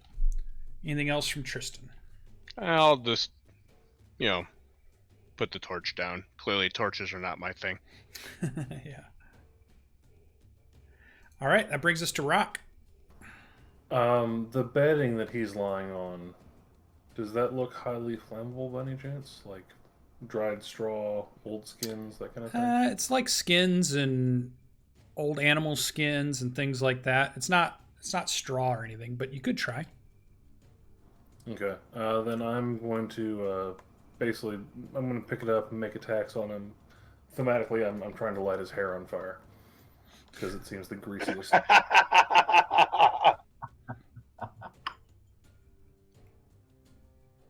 Honestly, hair on fire is pretty funny. That's a crit, so 2 damage? Yeah, you think you smell some smoldering, possibly, maybe? Yeah, as soon as his hair starts to light a little bit, I'm gonna turn and step back and get next to Albiorix and I'm gonna take a breather for that. Okay. That brings us to Eingar. You were up. I've seen the boars do some work on this bottom one, and the cerebral whip come out, and so I am going to make attacks on this guy right here with my sword. Okay, sounds good. 12 does hit. It does? Yeah. Excellent. And since he's been damaged, get that. Oh, yeah. And second shot with the short sword. He goes down with the Colossus Slayer damage. Oh, then I'll turn and swing at the other one. Yeah, he kind of falls Nice. over. And then, yep, And 22 would hit. He was damaged also. Mm-hmm. I went to use my bonus action to move my hunter's mark over to this guy. Cool. I should have done that first.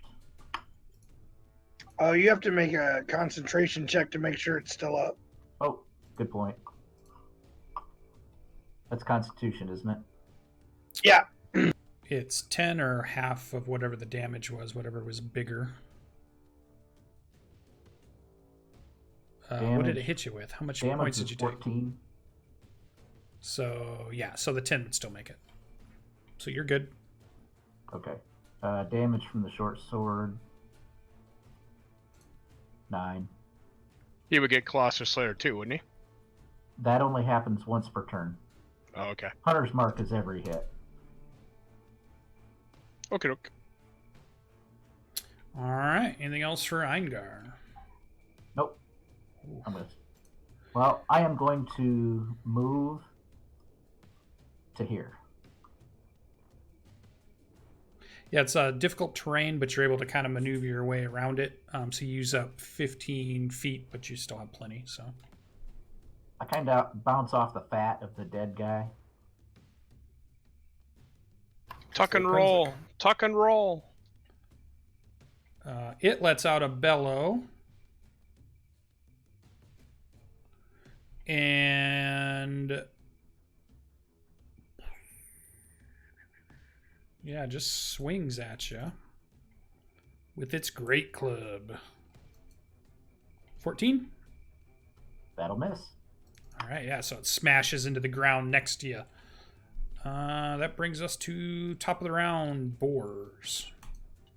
All right, they scrabble for purchase over the top of this ogre and start to push in.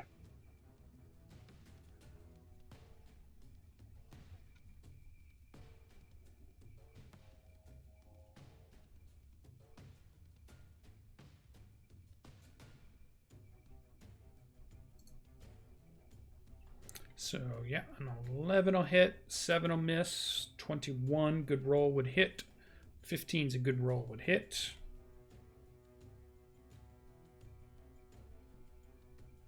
And a 22, lots of good hits. They're just savaging the lower portion of him, and as he starts to weaken, he kneels into it and they start to get into the upper portions of his leg.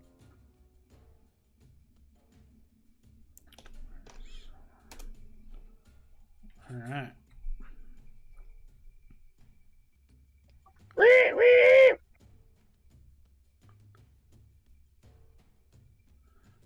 All right. Anything else for the boars? Nope, that's it. Troll number 19 stands up. Oh, he doesn't have that on him anymore. And has only 2 hit points. Okay.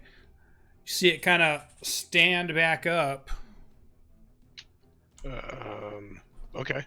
Yeah, and you can see some of the hair is on like as burnt and singed. You could smell it. Maybe even just a tiny spark or two is still there, but it still stood up. So it's gonna attack towards Well, really, Tristan's there, so we're going to try a bite. See what we get. His armor's good, though. Yep, 10. His armor is able to hold true. Tries to claw attack. Nope. Armor's able to hold true. Doing good. One more. Look at that. Oh my god, dude! I can't believe he made it. We're gonna have a remedial class with Rock after this on how to fucking burn things. Alberix. Hey, I crit. I just assumed it was down after that. Alberix is up. All right. Alberix is going to thorn whip the shit out of this ogre. Because I don't want to pull that troll towards me.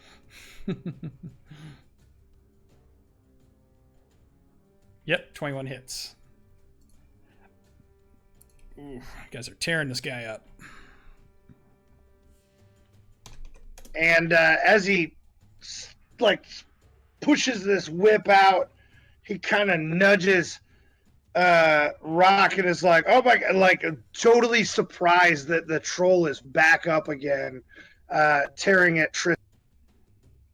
This thing won't stay dead.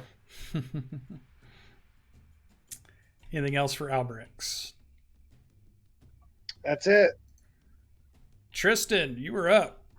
All right. For what seems like the same every turn, I attack it with a longsword. Ooh, and I miss. First one misses. I'm sure the second one will hit. There it is, 12. It goes right back down again. It takes another cut as it was just standing up and it falls back again. All right. I'm going to move there. Okay. Can I use a bonus action to close the door, or does that take up all action? No, you could swing that closed with just an interaction. Okay, I'm going to do that. Okay.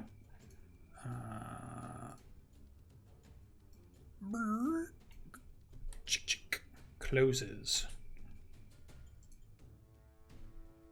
Anything else for Tristan? Nope. Rock, you were up. I'm gonna run back up, grab the torch, and spend the rest of my natural born life burning this thing. All right, swing away with advantage. So 2 hits. Yeah. And So I'm you're like- lighting his loincloth on fire. I'm lighting his body hair. Anything that's remotely like flammable, it's getting just poked and shoved with this torch. Yep, so you're seeing little burn marks. You can smell some of the skin burning from where you've driven this thing into it. At this point, let's roll to see how this torch is holding up, because we're doing a lot of stuff to it here. So we're just going to go high-low here. Low, it's going to gutter out. High, it'll stay active. All right, still active.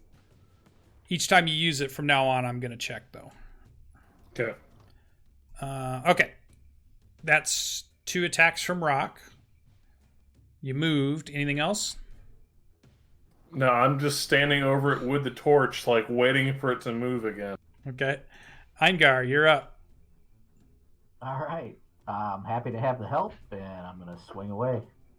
Yeah, this ogre's in trouble. So many things attacking him. I'm going to start cleaving off some fat rolls. Yeah. Yep, 20 hits. 7. And Colossus Slayer, and Hunter's Mark, and a second shot with the sword. Yeah. 10. 10 would miss, but it crashes to the ground All right. from the hunter's mark damage. I'm going to look behind me down the hallway and see if anything else is coming. 5, 10, 15, 20, 25, 30, 35, 40, Just a 45, troll. 50. No, you don't see anything. Okay, that's it for me. Just Orcus. Ogres are dead. Yeah, We can take right. them off. The Demogorgon. Boars. So we're at the top around 6 or something.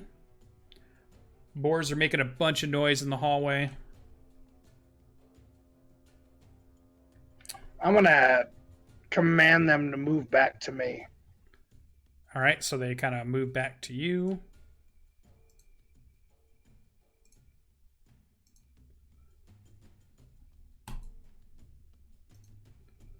Troll climbs up, still singed skin on him. Something's going on. Something's different as it stands back up and it takes a swing. It'll swing at Rock here. So, oh, that's Ogre. I don't need Ogre. I need Troll. So here's a bite attack. That'll hit. 8 piercing. And then a claw. Ooh, 11 slashing. And then a claw. Missed on that third claw, or second claw. And it's at that much. Okay.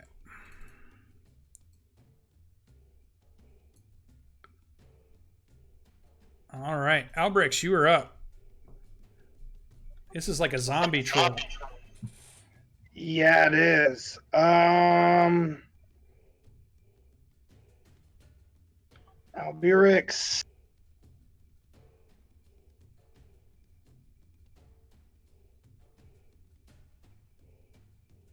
I don't have a single thing that can help with this.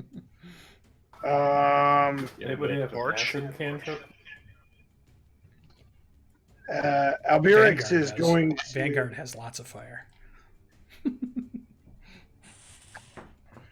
want to move to the other side of here and then pull this troll in.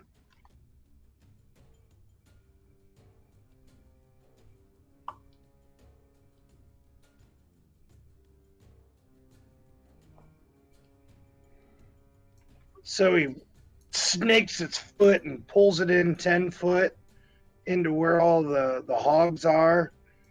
And then I'm going to move back around the side and 1, 2, 3, 4, 5, 6 and tell Rock to get away from it. We need to figure out what's going on. Maybe there's something in the room. That's my turn. Tristan's up. Is the troll wearing anything? Necklace, headband, anything? Perception check as you go in. Are you going to go over and search the body, or are you going to stay where you're at? No, I'll walk over to it. All right, yeah, so go ahead and, yeah. You notice that there is a silver toe ring on one of the legs. All right, can I attempt to take that? Sure, you just want to strength check, pull it off? Sure. Looks like it's grown onto it, but you can try to rip it. Go ahead. All right, so would that be athletics or just straight strength or what? This would just be straight strength, like you're just going to wrench it off. This might be my favorite thing. Yeah, so you wrench it right off. Pulls some skin with it. All right, and that just counts as one thing, That's an right? action, yeah. Yeah, the searching All right. and then the actual grabbing it and doing it. Okay. Anything else for Tristan? Nope. Rock, you're up. I'm going to stand there for a second and cut off its head while it's not moving. Take 2 big swings at it with advantage. They're automatic crits if you hit. So 19 and a 21 both would hit. You chop right through its head. Head just is removed from the body. I'm throwing it as far across the room as I can. Okay. It makes a gross splutch sound as it hits over in a corner somewhere. Anything else? Now I'm going to see what happens now that it's missing a toe ring and a head. It wasn't a troll all along. It's been a black pudding in disguise. Yeah. No. Go ahead. Oh, no. Eingar, you're up. It's a good disguise roll. All right. Can I get up there? Climb over some mountains of ogres. Stumpy.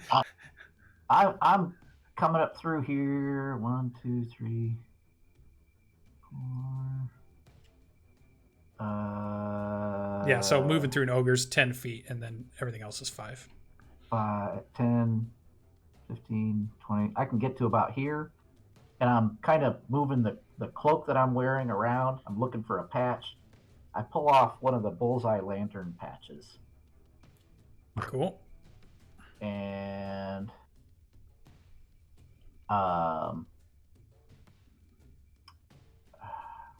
I'm going to move to here, and I'm going to hand it off to Rock, or at least put it where he can grab it, since I can't get close enough to hit the thing with it. Okay. All right. Anything else for Eingar? Nope, that's it. And the boars. Oh, they're just gonna just root and get. I mean, they're all Start in eating. it, tearing entrails out. They've become the X-trail. Don't forget to send one after the head. Yeah. Oh, dude, Yeah. it's like a 40K novel in here.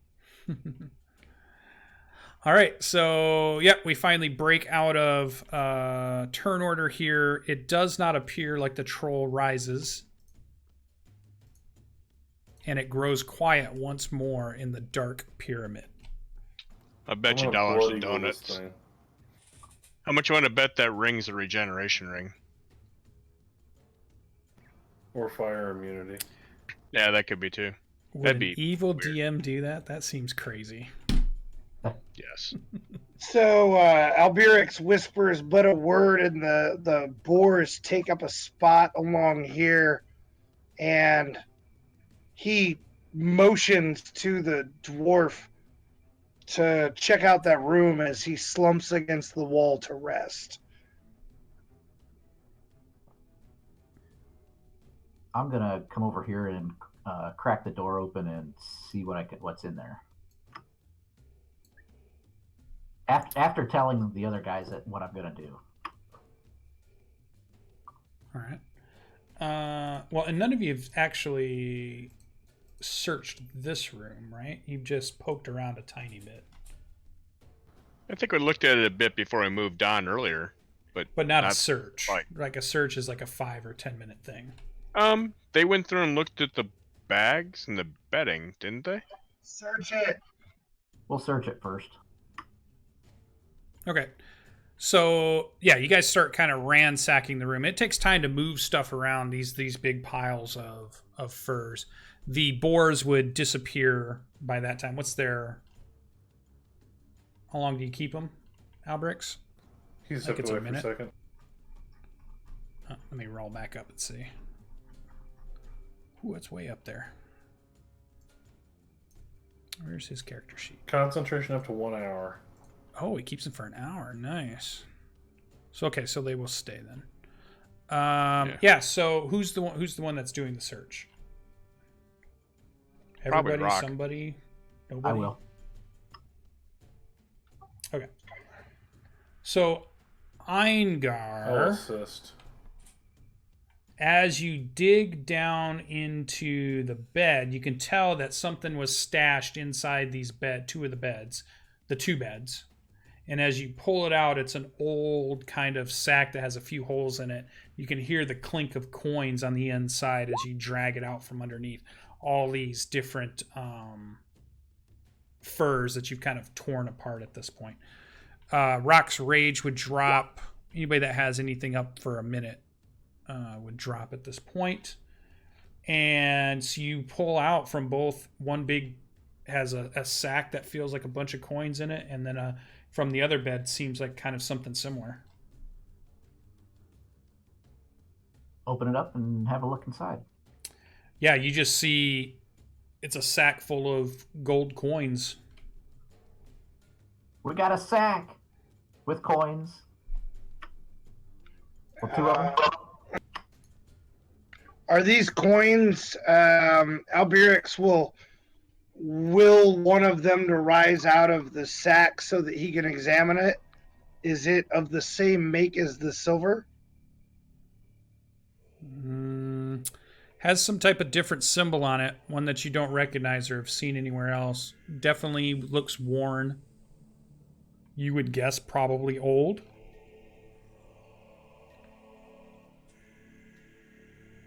All right. As the hogs kind of settle onto their haunches and just kind of lie dormant and look down the hall, Albirix will sit on this bed and await his friends for what they're going to. So we're in a short rest, right? If we're not searching. Nobody said they're resting yet. They just said there's somebody searching. All right. For me, I'm going to start resting.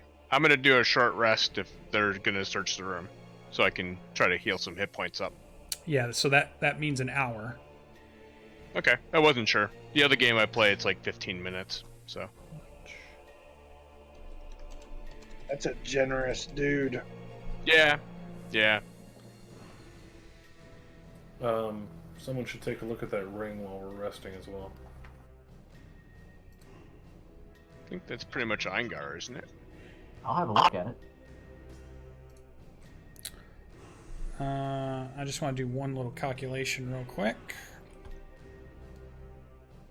So, Should we check out this next room where the trolls came out of real quick, just in case it's a place we could hold up pretty nicely? Yes. Yes. so those sacks that you're pulling out, Eingar, Yeah. are probably over 100 pounds or more. So go ahead and use a strength check to see if you can even drag it out.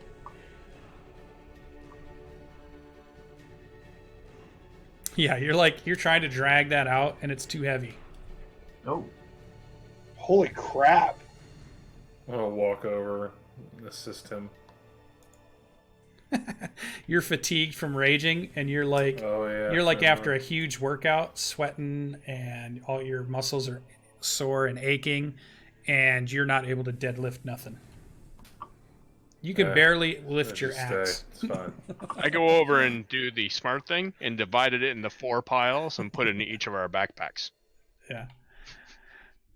All right, so what we're going to do is I'm going to make a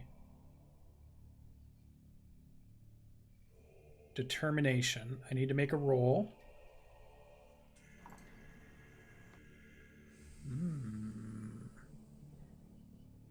Okay. You guys are going to stay in this room and take a short break, so you're going to stay in this room for an hour and not move. All right. So we'll go through that. You're going to be counting up the coins, and when you do, the first sack contained 1,203 gold, and the second one contained 1,722 gold. Hey, Lucian. And, yeah. What point in a short rest do we do the hit die thing for recovering hit points? Correct. You are allowed to spend hit dice if you wish. You regain half hit dice upon a long rest, so is how you regenerate your hit dice. Yep.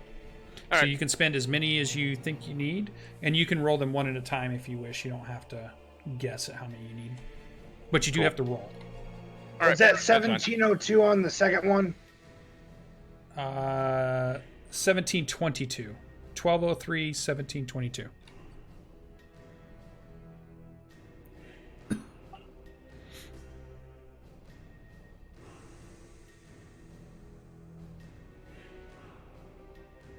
Daddy's gonna get a new something or another in the Druid Grove for that. It's at least a little bit. So we'll spend an Rock. hour there. Rock, are you healing? Oh yeah, I'm just adding up the gold in his sheet before I forget. I don't want to rob Logan of his money. Are we keeping track of that separately, or is that part of it? Oh, also, I'll just go back. hold on. So there's also a gold ring that was on the other dead troll, and it wore on its other hand a jade bracelet that wears on a thong around its neck. Looks pretty fragile.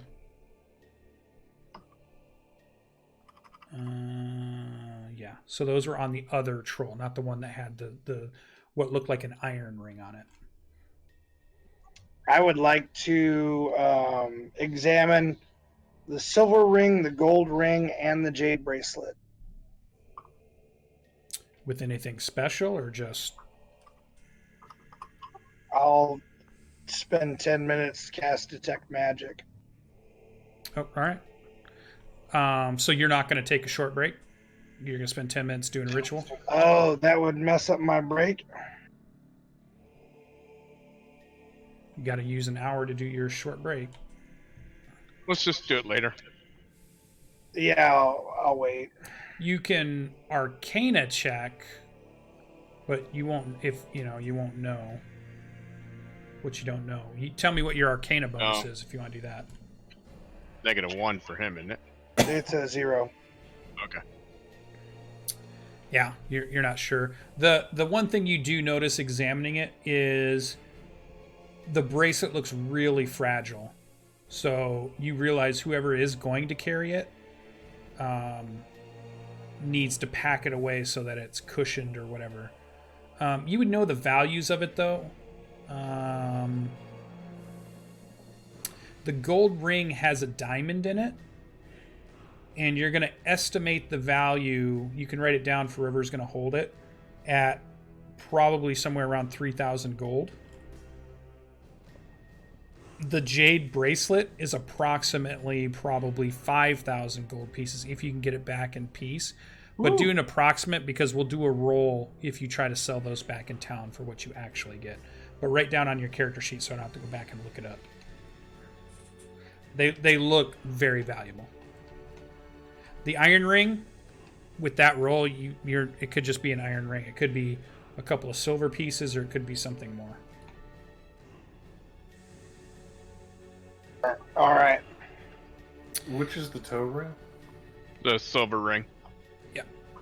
And with that, as our heroes bind their wounds, rest up in this open center room here, hoping that nothing stumbles upon them for the next hour. Where's the light during all of this? Right here, hovering on the back side of the boars. All right. So 50 minutes in or so, 55 minutes in, the boars disappear. And then that's where we're going to stop tonight's session, as we will pick up what we do next from here. You don't hear anything. You haven't heard any alarms, but the roaring of the ogres and the noise of the boar should have you guys pretty worried and on edge during the whole time, though nothing comes to look at you during that hour. Nothing interrupts you. What was in this room? Didn't somebody search that? They shut the door and nobody ever looked in. Because we searched the room that we're in instead. Get the fuck out. Really? Nobody searched that? If you don't want to rest and you want to go search it, you can. Dude, if I don't rest, we're all gonna die. Let's just leave it be for now. We'll pick it up next week. I don't want to pick it up next week. I want to keep playing. That's a good ploy. But this is a good spot to end for tonight. That's our 3 hours. As we finish up there, so when we come back next week, Monday, which is first week in September, I believe, we get our next game. Cedric, thank you for playing an awesome barbarian. I'm really disappointed you didn't get him killed, though I saw you try. I came close. I got him on 9 HP. Yeah, you did try a little bit, which is good. We'll see if Logan's back, and if he's not, well, maybe we'll have a guest of Cedric again, or maybe he's going to play a ranger for us in a couple of weeks or whenever that when Eingar has to head out. So we'll see how that all works out in the past. Thanks for coming and playing with us. It was awesome to have you.